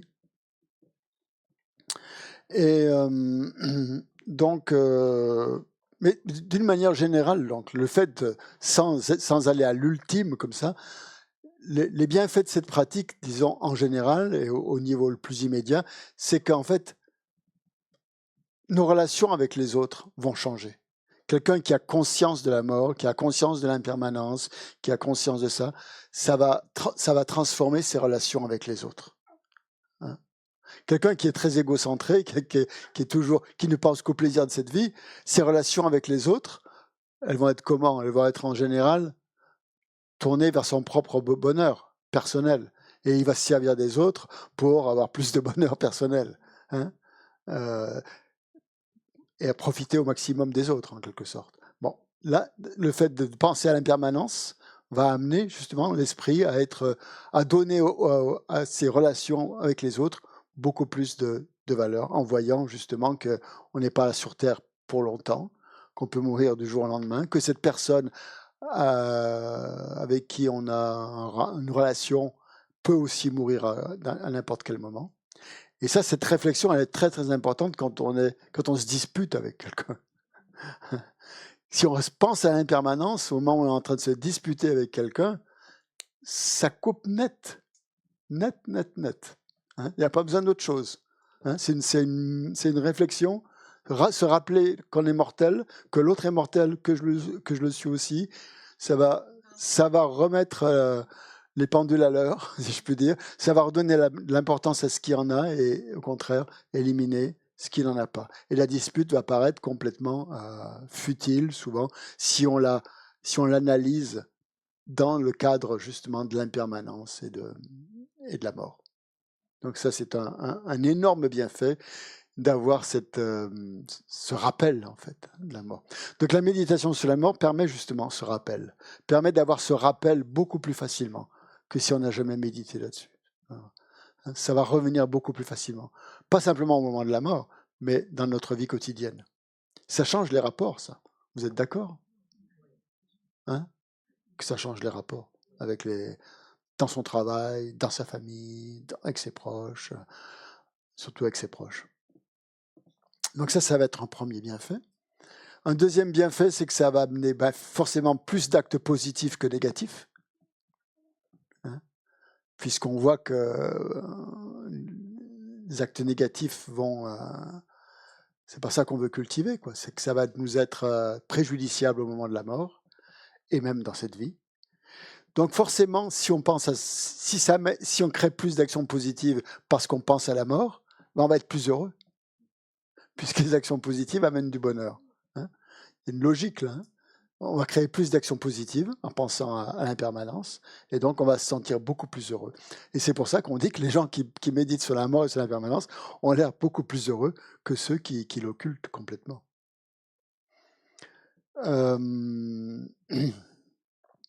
Donc l'autre bienfait, c'est qu'on se prépare, bien sûr, c'est une préparation. Et, une préparation dont on va récolter les fruits déjà dans cette vie, puisqu'on va se sentir plus heureux.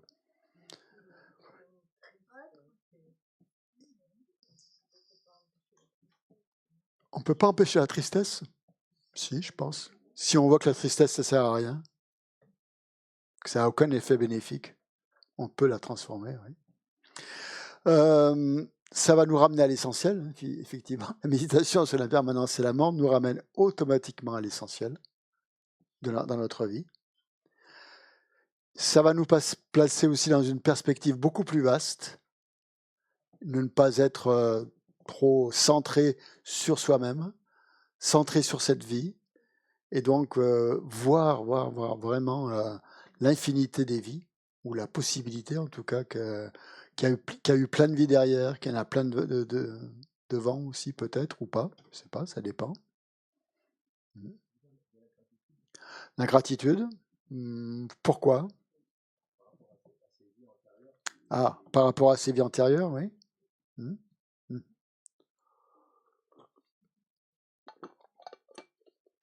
Et je pense qu'aussi, ça nous place aussi à un niveau de conscience différent, automatiquement, de réfléchir à la mort. C'est comme s'il y avait un déplacement. Dès qu'on ramène cette conscience de l'impermanence et de la mort, il y a un saut dans la conscience. Au lieu que notre conscience soit préoccupée par des choses ordinaires, futiles, tout de suite, il y a comme un tremplin dans un autre niveau de conscience. Et donc un détachement aussi. Un détachement. Ça va contre l'attachement, la méditation sur l'impermanence et la mort. L'attachement, c'est lié à cette vie, essentiellement, au bonheur de cette vie, au plaisir de cette vie. Alors que l'impermanence montre que c'est beaucoup plus vaste, et donc il y a automatiquement un détachement qui se fait. Et le détachement rend plus heureux aussi. L'attachement rend malheureux. Même si on dirait que l'attachement va nous rendre heureux, que c'est un peu la publicité qu'il nous fait, mais en fait, si on se détache, sur le coup, ça peut faire mal, ça peut être douloureux, mais à long terme, c'est beaucoup plus facile. Notre bienfait, c'est que la méditation sur la mort et l'impermanence, elle nous plonge directement dans la réalité. On pourrait dire, oh non, c'est pas réaliste de méditer sur la mort, sur l'impermanence. Il faut vivre sa vie, il faut vivre l'instant présent. C'est ça la réalité, c'est ça qui est réaliste. Mais en fait, la vraie réalité, justement, c'est cette impermanence de chaque instant qui passe. Les choses apparaissent, les choses disparaissent. Donc c'est ça la réalité. Il n'y a rien qui reste de manière fixe, de manière figée, même ni les bonheurs, ni les souffrances. Donc ça, c'est le premier vraiment, c'est le niveau c'est une méditation de base, mais c'est aussi une méditation très élevée. On dit que si on n'arrive pas à méditer sur la vacuité parce que c'est trop compliqué, ou que ça nous paraît difficile, ou on a peur peut-être, la méditation sur l'impermanence, c'est un premier pas vers la méditation sur la vacuité. Vous voyez pourquoi ? Puisqu'on perd cette notion de quelque chose de stable et de concret et de solide, au contraire. C'est en train de se dissoudre un petit peu. Il y a une dissolution un petit peu de tout ça. Donc finalement, la méditation sur la mort va nous permettre de nous débarrasser de cette peur qui nous paralyse. Est-ce qu'il y a des questions ? Oui ? Prenez le micro, s'il vous plaît.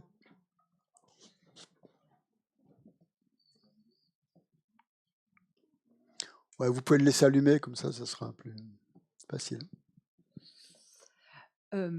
Du coup, je me disais, Comment ? Vous m'entendez ? C'est bon. Quand on médite là-dessus, donc j'entends les bienfaits, mais comment on tombe pas non plus dans quelque chose d'un peu quand même anxiogène, dans l'idée que tout peut s'arrêter à tout instant, avec un détachement total, et continuer à vivre dans la société, continuer à vivre, parce qu'après tout semble un peu quand même du coup insipide. Je veux dire, on fonctionne quand même. C'est le contraire. Ouais, ça donne beaucoup plus de saveur aux choses. Oui, ça j'entends, mais je veux dire Et c'est pas du tout anxiogène. Parce que je me dis, on fonctionne beaucoup en projet, quoi. On se projette à chaque fois, on fait des choses. Non, on se projette pas. On le vit à l'instant. Je me dis, il y a un élan qui est... Oui, il y a comme un élan qui peut être brisé, quoi. Un élan ? Quel élan ?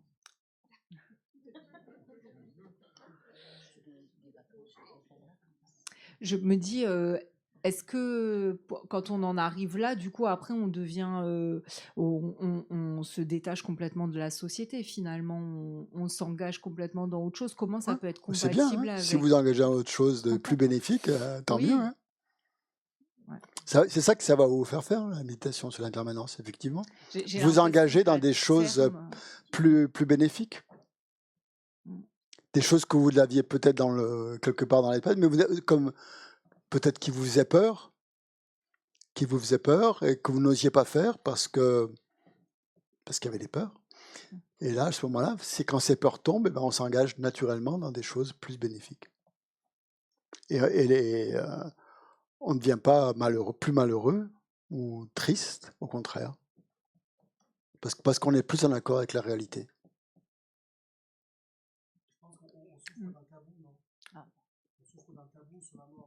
Oui, c'est un tabou, oui, bien sûr, c'est un tabou, complètement, qu'il faut vaincre, qu'il faut dépasser. Ouais. Moi, j'avais une question, mais je crois que ça va rejoindre la question de la jeune femme. Si on est dans le samsara, c'est vrai que vous dites qu'on va toujours vont se présenter des situations contaminées. Oui.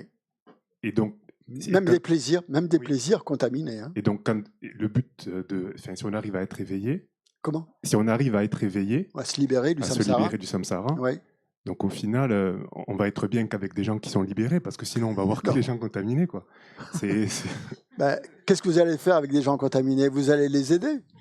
Si vous avez développé un temps soit peu de compassion, de bienveillance, vous allez avoir envie de les aider. Ça va venir naturellement. Vous n'allez pas chercher la compagnie des gens libérés, parce que c'est vraiment, ils sont libérés. Tant mieux pour eux, quoi. Vous allez plutôt être en après, compagnie. Il faut développer l'altruisme. Exactement. Ça va vous faire développer plus d'altruisme. Et donc, vous ne serez pas en dehors de la société. La société, elle est partout. Elle est partout. On ne peut pas fuir la société. Sauf si vous allez dans un... Même, vous allez faire une retraite dans un monastère, vous êtes encore dans la société. Vous la retrouvez, on ne peut jamais être en dehors de la société. C'est impossible.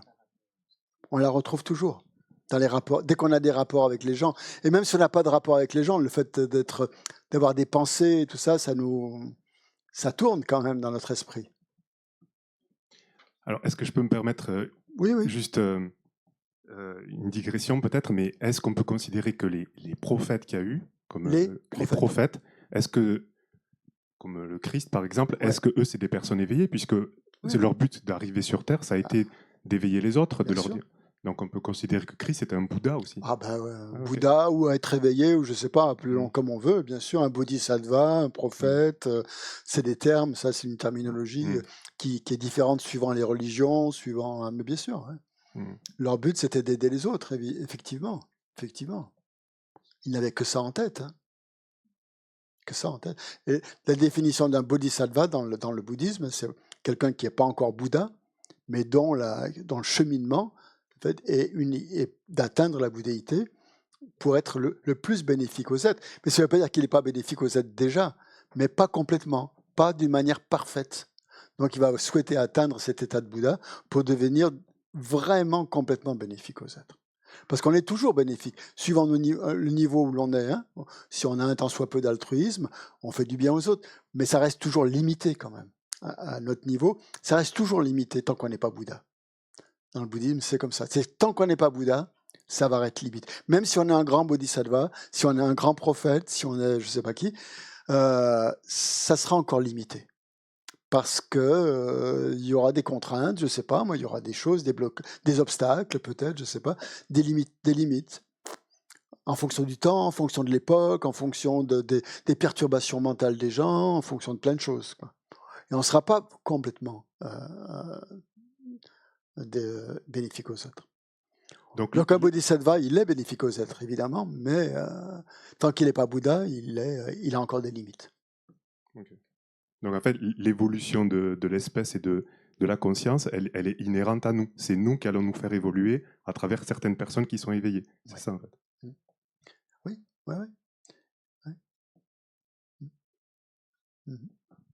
Merci. Je voulais vous parler des 4 termes qui permettent de méditer sur l'impermanence, pas de méditer, mais au moins de contempler ou de réfléchir à l'impermanence, et qui permet surtout de voir la continuité. Hein, on parle beaucoup de continuité, la continuité causale. Hein, c'est ça qui est important de voir dans cette impermanence. voir la continuité causale. Au lieu de penser que les choses sont séparées, hein, il y a ceci, il y a ceci, il y a cela, et de les voir comme des choses séparées, essayez de voir la continuité. Dans votre vie, c'est ce qu'on a essayé de faire dans la méditation ce matin, hein, au lieu de voir ça comme des... Pour nous, c'est assez facile, hein, mais aussi pour les autres, c'est de voir la continuité. Quand on pense à la continuité de quelqu'un, c'est plus facile d'accepter cette personne. Quand on pense à son passé, par exemple, ce qu'elle a vécu, ouais, comment elle a été éduquée. Voilà. Donc ça, c'est une bonne chose. Donc il y a 4 termes qui permettent de voir la continuité plutôt au lieu des choses séparées. Premier terme, c'est le terme de toute accumulation, c'est la dispersion. Autrement dit, tout ce qui est accumulé finit par se disperser. C'est une réalité, une vérité. Dès qu'il y a accumulation, il y a toujours aussi le contraire, dispersion. Hein. C'est le yin et le yang, peut-être, je ne sais pas comment vous pouvez l'appeler. Donc, le terme de l'accumulation, quand l'accumulation est arrivée à son terme, il y aura forcément une dispersion. Dans le samsara. Hein. Le terme de toute rencontre, c'est la séparation. On peut aussi se dire ça quand on perd ses biens, par exemple, ses richesses, bah oui, on peut se dire au bout d'un moment, oui, j'ai accumulé ça, mais ça ne va pas rester accumulé, ça va forcément se disperser. Quand on perd quelqu'un que l'on a rencontré, quand ça amène une séparation, bah oui, c'est une réalité, une vérité, que toute rencontre finit par la séparation. Le terme de toute construction, c'est la destruction. Donc, tout ce qui est construit finit par être détruit, ou finit en ruine, si vous voulez. On peut penser au bâtiment, à n'importe quoi. Dans la logique d'une construction, sa fin, c'est la destruction. Et ça peut nous aider aussi quand il nous arrive des événements difficiles. Le terme de toute naissance, et voilà, c'est la mort.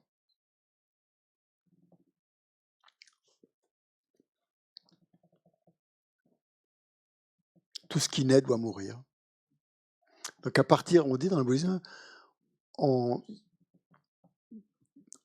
à partir du deuxième instant d'une conscience qui naît, le premier instant, c'est la naissance. Hein? Deuxième instant, c'est le vieillissement. Et la conscience se dirige vers la mort, vers la fin de la vie. Donc le vieillissement commence au deuxième instant de conscience après la naissance. Ah, la conception, pardon. Pardon, conception. Oui, naissance dans le sens de conception. Quand on parle de naissance dans le bouddhisme, c'est la conception, pardon.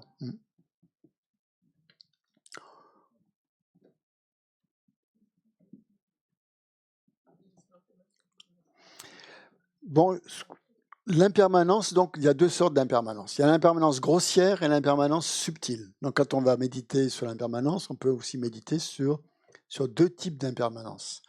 L'impermanence grossière, qu'est-ce que c'est que l'impermanence grossière? C'est la cessation, je vous donne la définition, c'est la cessation dans la continuité d'un objet. Un objet a une certaine continuité, et à un moment donné, cette continuité, matérielle ou humaine, elle s'arrête. Donc ça, c'est l'impermanence grossière, hein, la mort. Comment?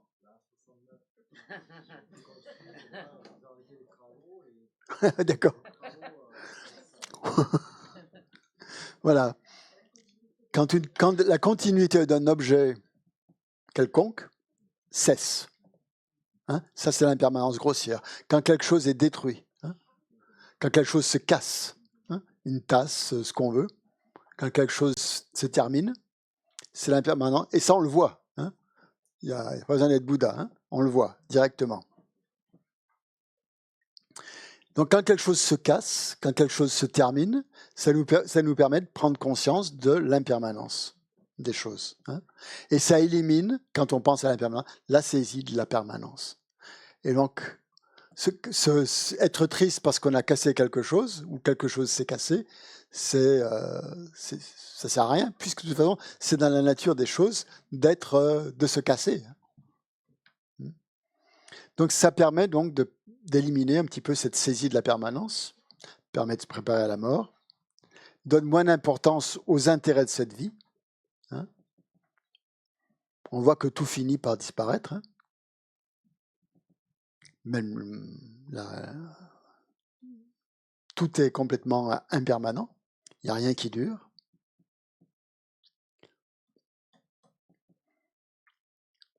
Donc voilà, l'impermanence grossière, c'est quoi? C'est le changement des saisons, par exemple, de voir les saisons qui changent, de voir ce qui est détruit, de voir ce qui... Ça, c'est facile à voir. Il suffit donc, on s'en aperçoit tout le temps, hein, l'impermanence.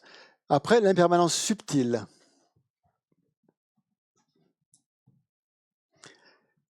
Donc, l'impermanence subtile, ça, c'est plus difficile à voir.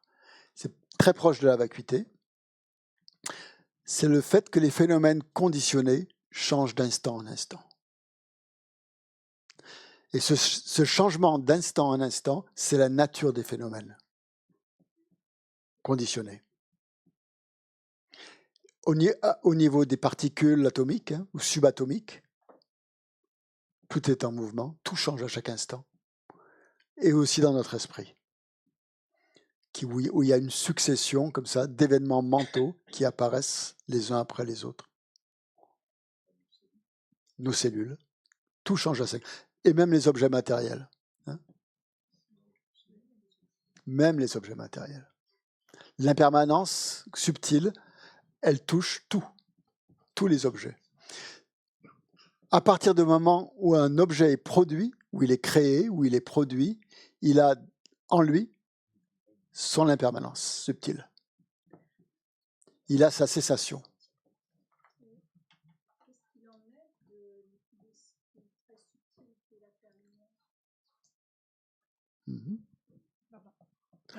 Donc l'esprit très subtil de la claire-lumière. Il est aussi impermanent? Comment? Il fait partie aussi de cette nature d'impermanence. Comme c'est pas un phénomène conditionné. Ah oui. Et donc il est permanent. Il est de la nature de la il ne change pas d'instant en instant. Mais il est de la nature de la vacuité. Il est vide. La vacuité est permanente. Hein. Oui. La vacuité, elle imprègne tous les phénomènes au même titre que l'impermanence subtile. La vacuité est permanente et l'impermanence subtile oui, aussi. Parce que ce ne sont pas c'est pas un phénomène conditionné. Donc c'est le changement d'instant en instant de phénomènes que l'on ne perçoit pas. Et c'est pour ça qu'ils changent en fait. Nous on voit le changement grossier des phénomènes, hein, mais on voit le résultat du changement. Hein, quand on se regarde dans la glace au bout d'un certain temps. Mais on ne le voit pas à chaque instant qu'on est en train de changer. Qu'il y a quelque chose qui se forme, une ride ici, ou je ne sais pas quoi, hein, un cheveu blanc ici, ou autre chose au niveau interne. De manière subtile, on ne le perçoit pas. Mais comme notre corps est un phénomène conditionné, il est soumis à cette impermanence subtile d'instant en instant. Ça veut dire qu'un objet n'a pas besoin d'une cause extérieure pour le faire cesser. Comprenez? C'est ça l'intérêt de ce que ça veut dire. Un objet cesse naturellement. Hein? Au deuxième instant, ce n'est plus le même objet. L'objet a cessé. C'est ça qui est la différence. Pour nous, c'est pas pareil complètement. Intellectuellement, on peut le comprendre, mais on ne peut pas le percevoir. Hein? Ça veut dire que notre saisie de la permanence nous fait croire que l'objet reste le même. Que tout à l'heure, il y a ma feuille de papier, que je vais sortir de la pièce, elle sera là, je vais revenir, ça sera la même feuille qui sera encore là. Alors qu'il sera peut-être passé 1 heure, 2 heures, 3 heures, 2 jours. J'aurai toujours l'impression de cette permanence. Et le bouddhisme, non. Chaque phénomène change à chaque instant. C'est sa nature. Mais on ne le voit pas. Exactement. On ne la voit pas. On voit l'impermanence grossière. et encore quand on veut bien la voir, mais l'impermanence subtile, parce que justement, pourquoi je dis que c'est très proche de la vacuité? Parce que c'est l'absence d'existence intrinsèque d'un phénomène. Comme un phénomène n'existe pas de lui-même, son évolution, sa réalité, c'est d'être complètement interdépendant de plein de choses, et donc de changer sans arrêt. Attends, prends le micro, s'il te plaît.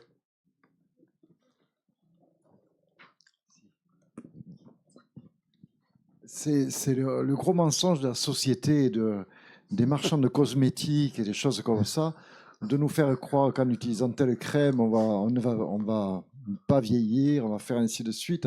C'est le gros mensonge de notre société. On a été conditionné dans ce monde-là depuis petit. Déjà, on croyait que de toute façon, on ne vieillissait pas parce qu'on était enfant, puis jeune adulte, on était beau, et ainsi de suite. Mais en même temps, c'est tout le jeu de la société qui est là pour nous faire croire, pour chercher à nous persuader que si on fait telle ou telle chose, eh ben, on ne va pas vieillir, ou on aura la plus belle voiture, on va rester beau et jeune, et ainsi de suite, quoi. Alors que tout ça, c'est un mensonge total. Donc, ce changement permanent, ben voilà, on a un changement permanent, on peut parler de ça, oui. Donc, vous saisissez un petit peu ce que c'est que l'impermanence subtile, hein? C'est cette... ce n'est plus le même objet qu'on a, hein? On pense que c'est le même, mais comme il change d'instant en instant, on ne peut pas dire que c'est le même. Il faut méditer. Ouais. Oui.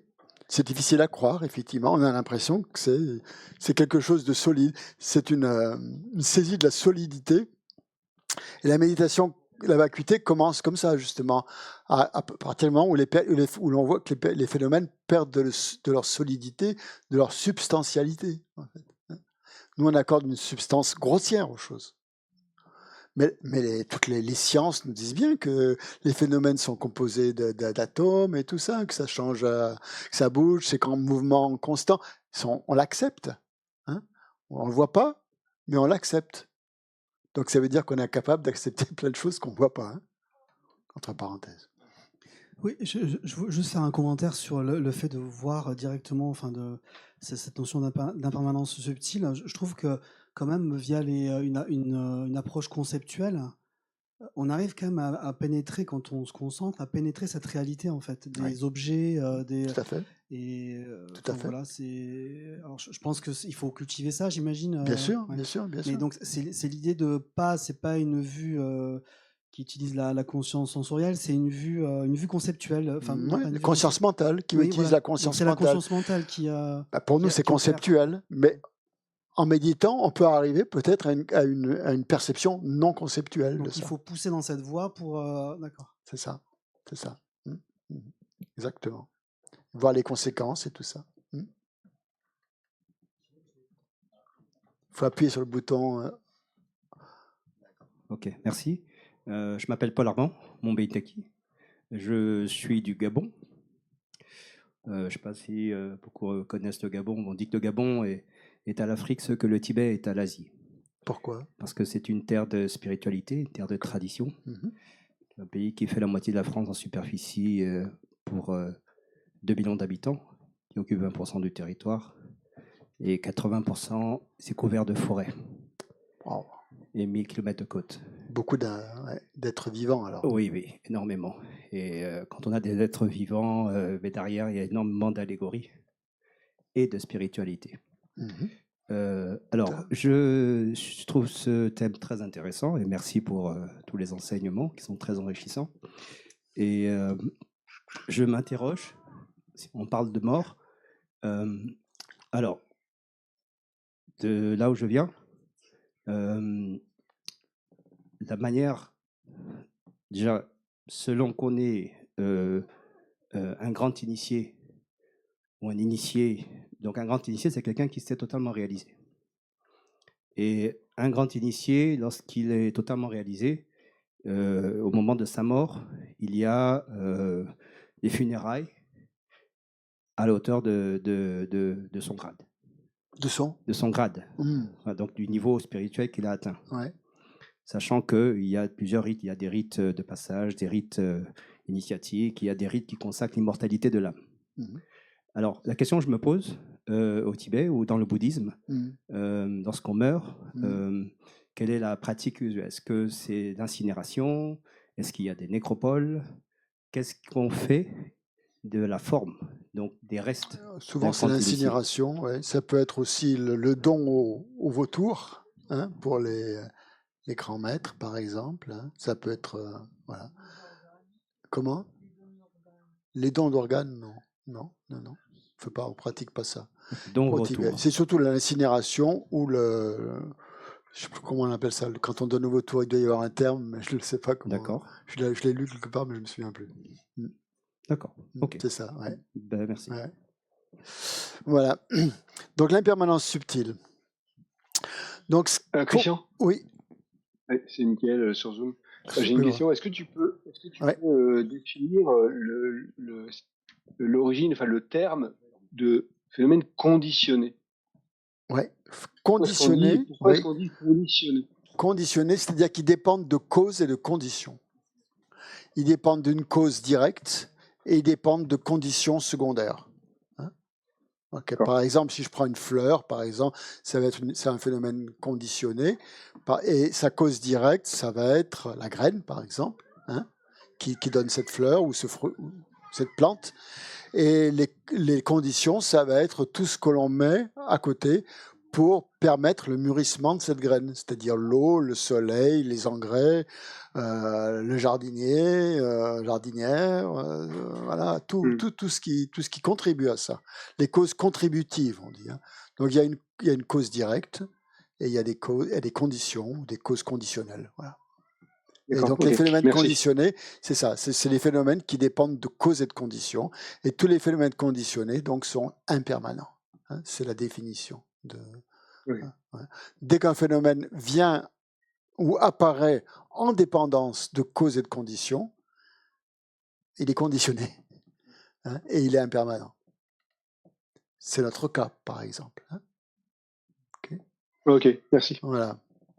Donc, pour méditer sur l'impermanence, quand vous voulez méditer sur l'impermanence, il y a 5 manières de le faire. Hein. Vous pouvez donc, je parle de l'impermanence grossière, hein, qui est la plus facile.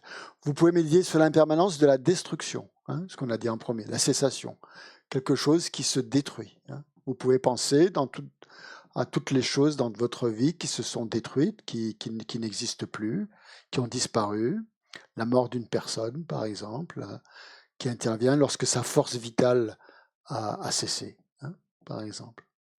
Donc ça, on en a bien sûr de multiples exemples, tous. Hein. Donc ça, c'est l'impermanence. Pensez à ça. Et ce rappel de l'impermanence donc, est nécessaire. C'est le premier type d'impermanence, l'impermanence de la destruction. Le deuxième impermanence sur lequel on peut méditer, c'est l'impermanence de tous les mouvements et les comportements, on va dire, sociaux.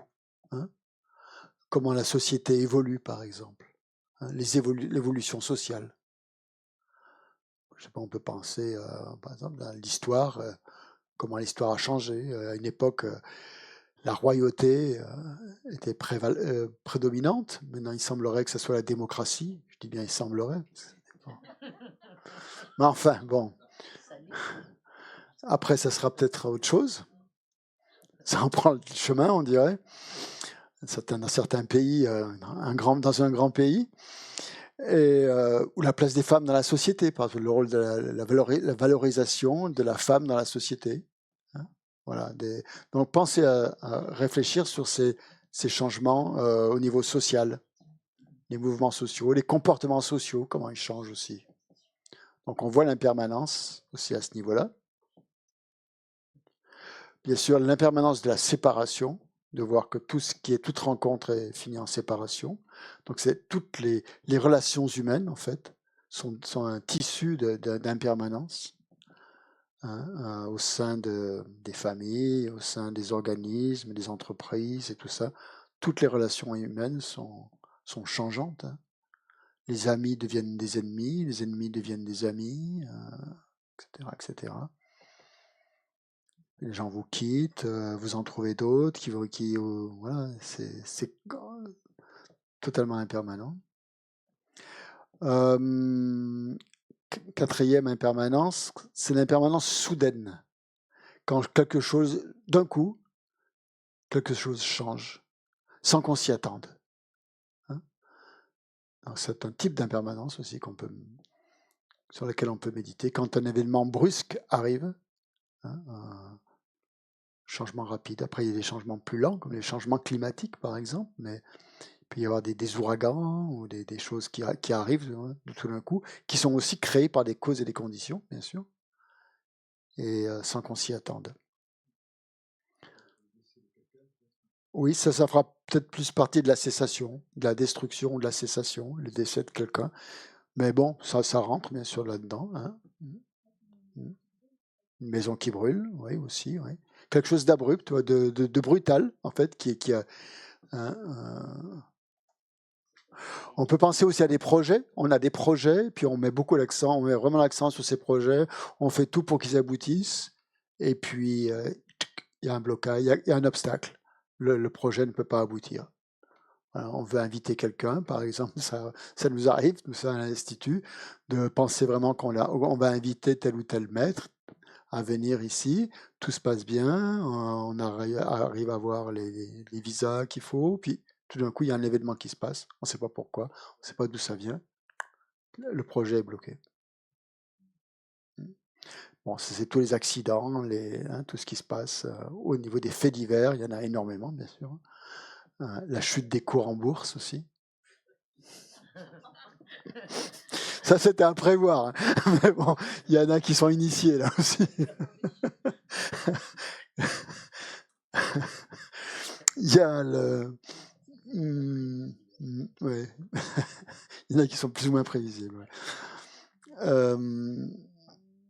Et donc, vraiment méditer sur cette nature de l'impermanence. Hein, c'est-à-dire que tout ce qui est produit de causes et de conditions est de nature transitoire. Qu'en fait, que même si nous cherchons vraiment, nous aspirons beaucoup à la stabilité, même cette stabilité que l'on pense avoir obtenue, eh bien, elle va être détruite. Elle est soumise à l'instabilité, elle est soumise à l'impermanence subtile et elle ne va pas durer.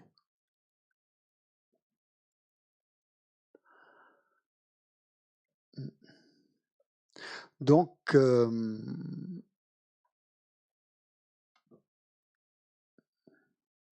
effectivement, ces changements, ou penser à l'impermanence, ça peut avoir des effets sur notre esprit, comme vous disiez, nous faire peur, par exemple, dans certains cas, ou au contraire, même nous conforter que la vie est ainsi faite.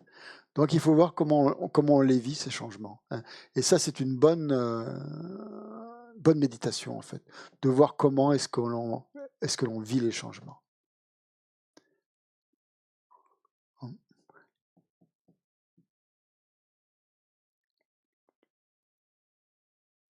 C'est très, très... Oui, pardon.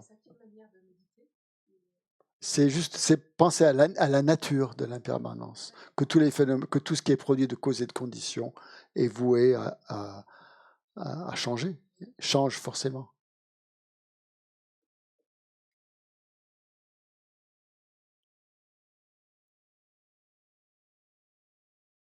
Accepter le changement, donc ça amène à ça.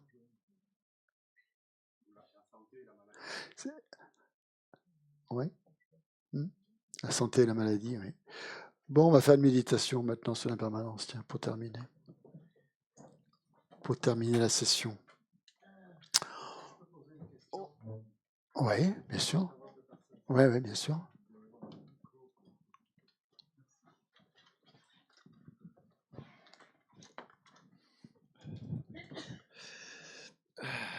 La vie est impermanente et elle restera permanente.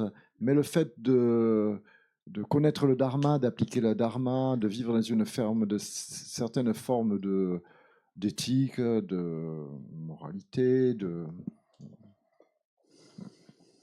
mettre en application le dharma, est-ce que ça permet pas, moi je trouve que ça permet malgré tout d'avoir un contrôle sur l'existence et de réaliser que même si les choses sont impermanentes, de par notre rigueur, de par notre patience, de par notre persévérance, de par notre écoute, notre attention, on peut aussi influencer sur ces phénomènes, sur le phénomène de l'impermanence. Et ça, c'est la bonne nouvelle quand même aussi. Bien sûr qu'on peut influencer la permanence dans le bon sens.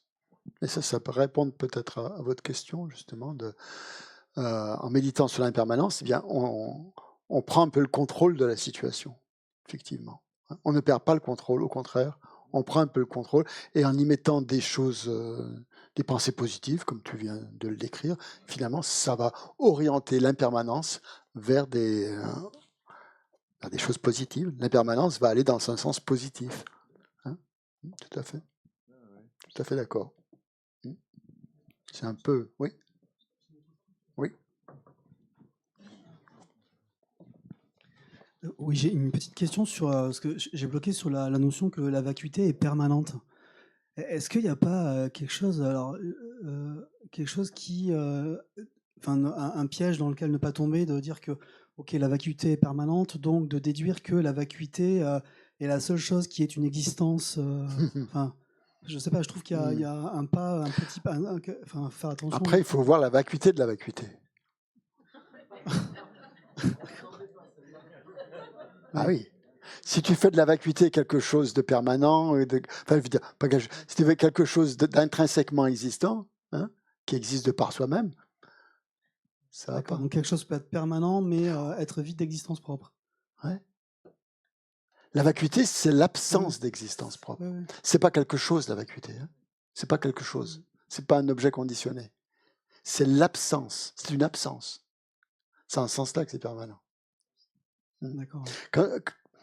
Parce que le piège qu'on a, c'est de parler de la vacuité comme ça, d'en faire un objet, hein, comme de réifier la vacuité en faisant une chose. Mais c'est pas ça. La vacuité, c'est la nature de la chose en question. D'accord ? Quand on parle de la vacuité, c'est la vacuité de quelque chose. Donc là, la vacuité, en l'occurrence, la vacuité de la vacuité.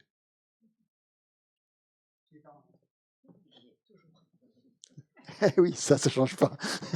Effectivement. Bien, donc on va essayer de faire une petite méditation. Vous mettez en condition. Commencez par observer votre respiration en étant conscient peu à peu de son impermanence. Pensez bien que chaque respiration donc est différente de celle qui la précède.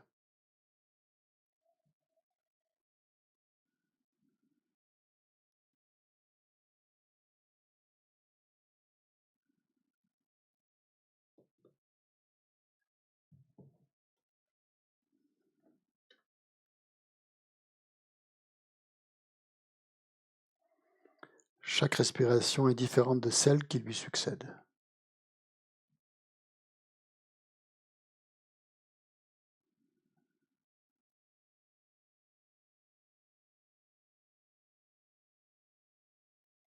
À chaque inspiration, on inspire un air différent.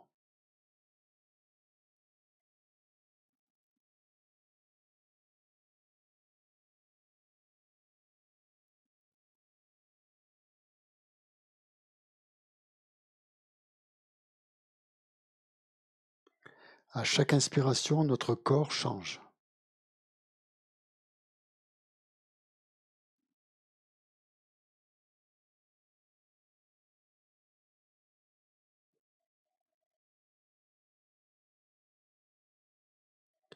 À chaque inspiration, il y a des sensations différentes autour du nez, par exemple.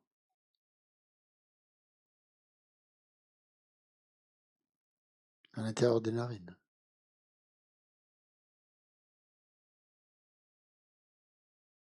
Dans nos poumons.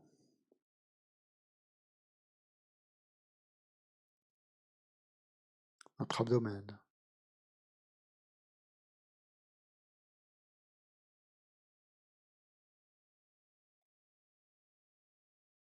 À chaque respiration, il y a un changement, il y a un flux une circulation.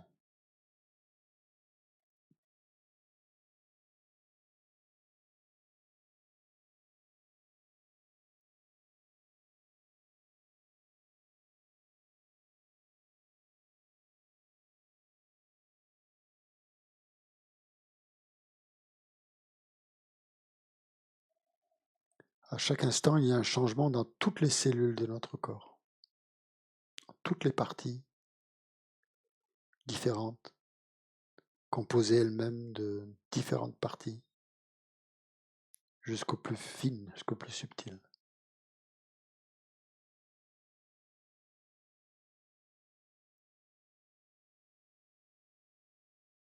Les battements de notre cœur, la circulation de notre sang,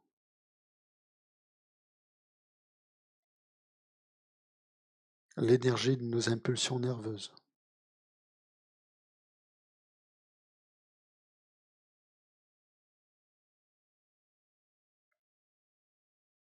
Il y a des cellules qui naissent, qui se déplacent, qui meurent,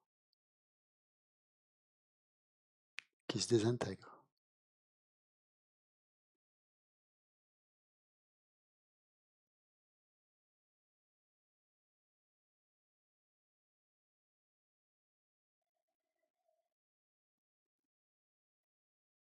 Toutes les parties de notre corps sont faites de molécules, d'atomes, de particules subatomiques, qui sont en constant mouvement.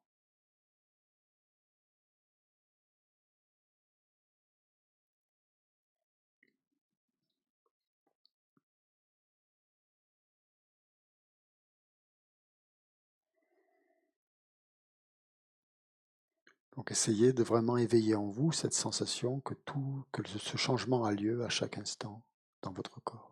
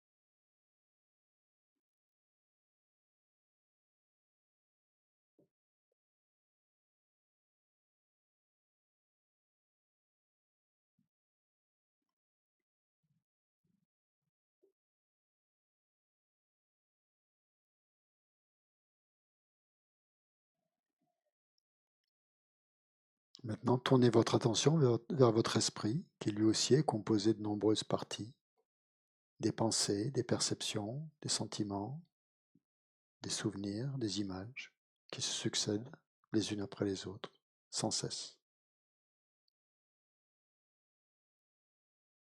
Observez simplement donc ce flot toujours changeant des expériences dans votre esprit, comme si quelqu'un regardait par la fenêtre une rue animée,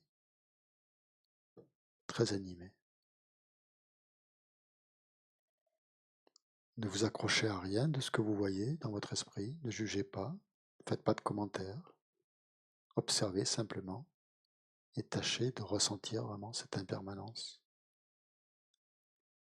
cette nature toujours changeante de notre esprit.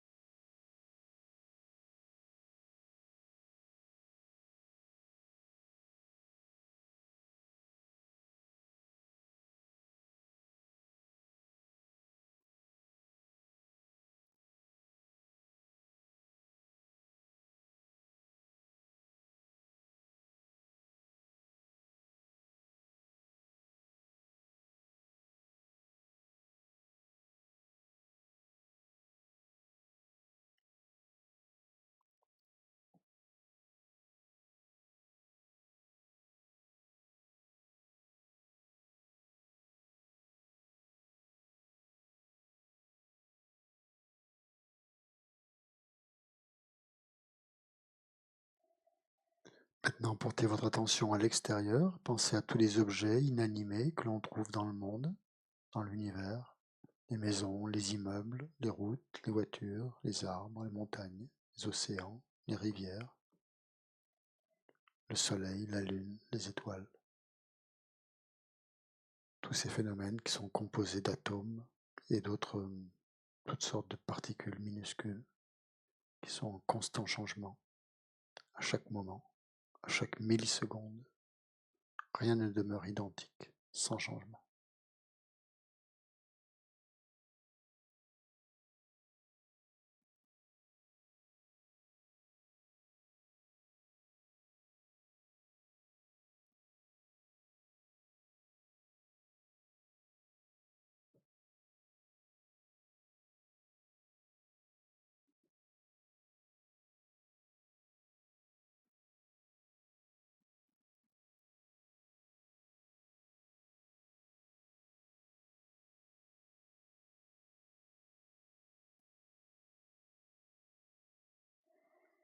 Quand vous ressentez avec clarté et intensité cette nature de perpétuel changement des choses, arrêtez votre processus de pensée et d'analyse et restez fermement concentré sur ce ressenti.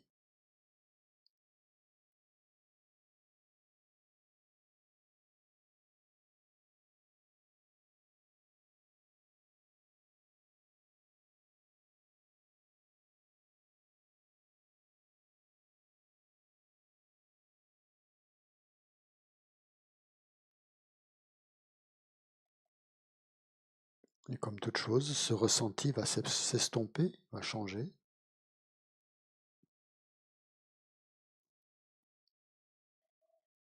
Quand il change, vous arrêtez votre méditation, vous ouvrez les yeux et on fait la dédicace.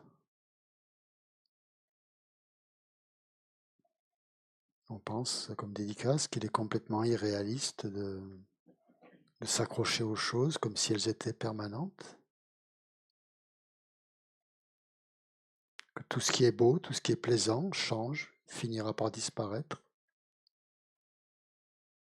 Et donc on ne peut pas s'attendre à ce que ces choses-là nous apportent un bonheur durable.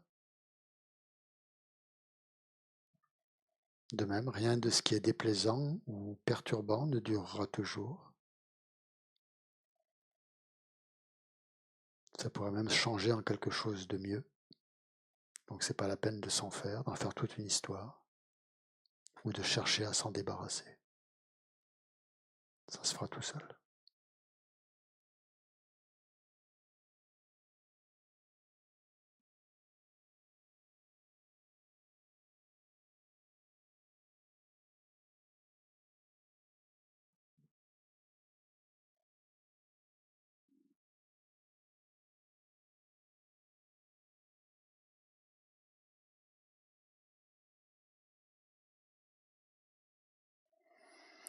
Donc on va dédier l'énergie positive qu'on a générée par cette pratique de méditation pour que tous les êtres trouvent un bonheur parfait et soient complètement libérés de toute souffrance. Pour ça, on va lire les dédicaces qui sont à la page 16 des compilations.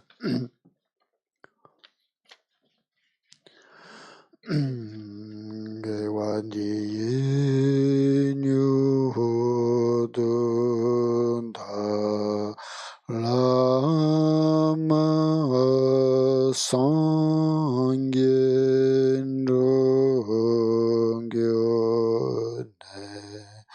Drowan Chikyan Malupa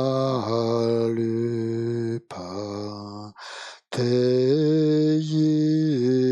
Sala Gepashum.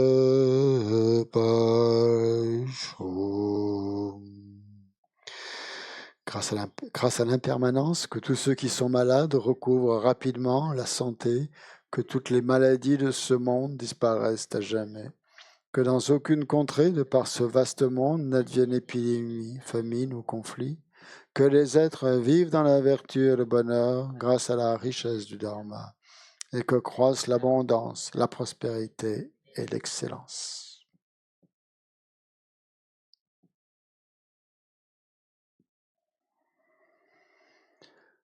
Merci beaucoup pour votre écoute, votre attention et vos questions. Et on se retrouve à 20h pour la pratique du Bouddha de la médecine. Si vous voulez. Vous pouvez laisser vos affaires, ouais, absolument. Merci. Là, ça sera sur le lien des pratiques quotidiennes pour ce soir, pour la pratique. Donc, si vous avez le texte, vous pouvez vous procurer le texte aux éditions Mahayana en téléchargement. Soit sinon, je le partagerai avec vous sur l'écran. Voilà.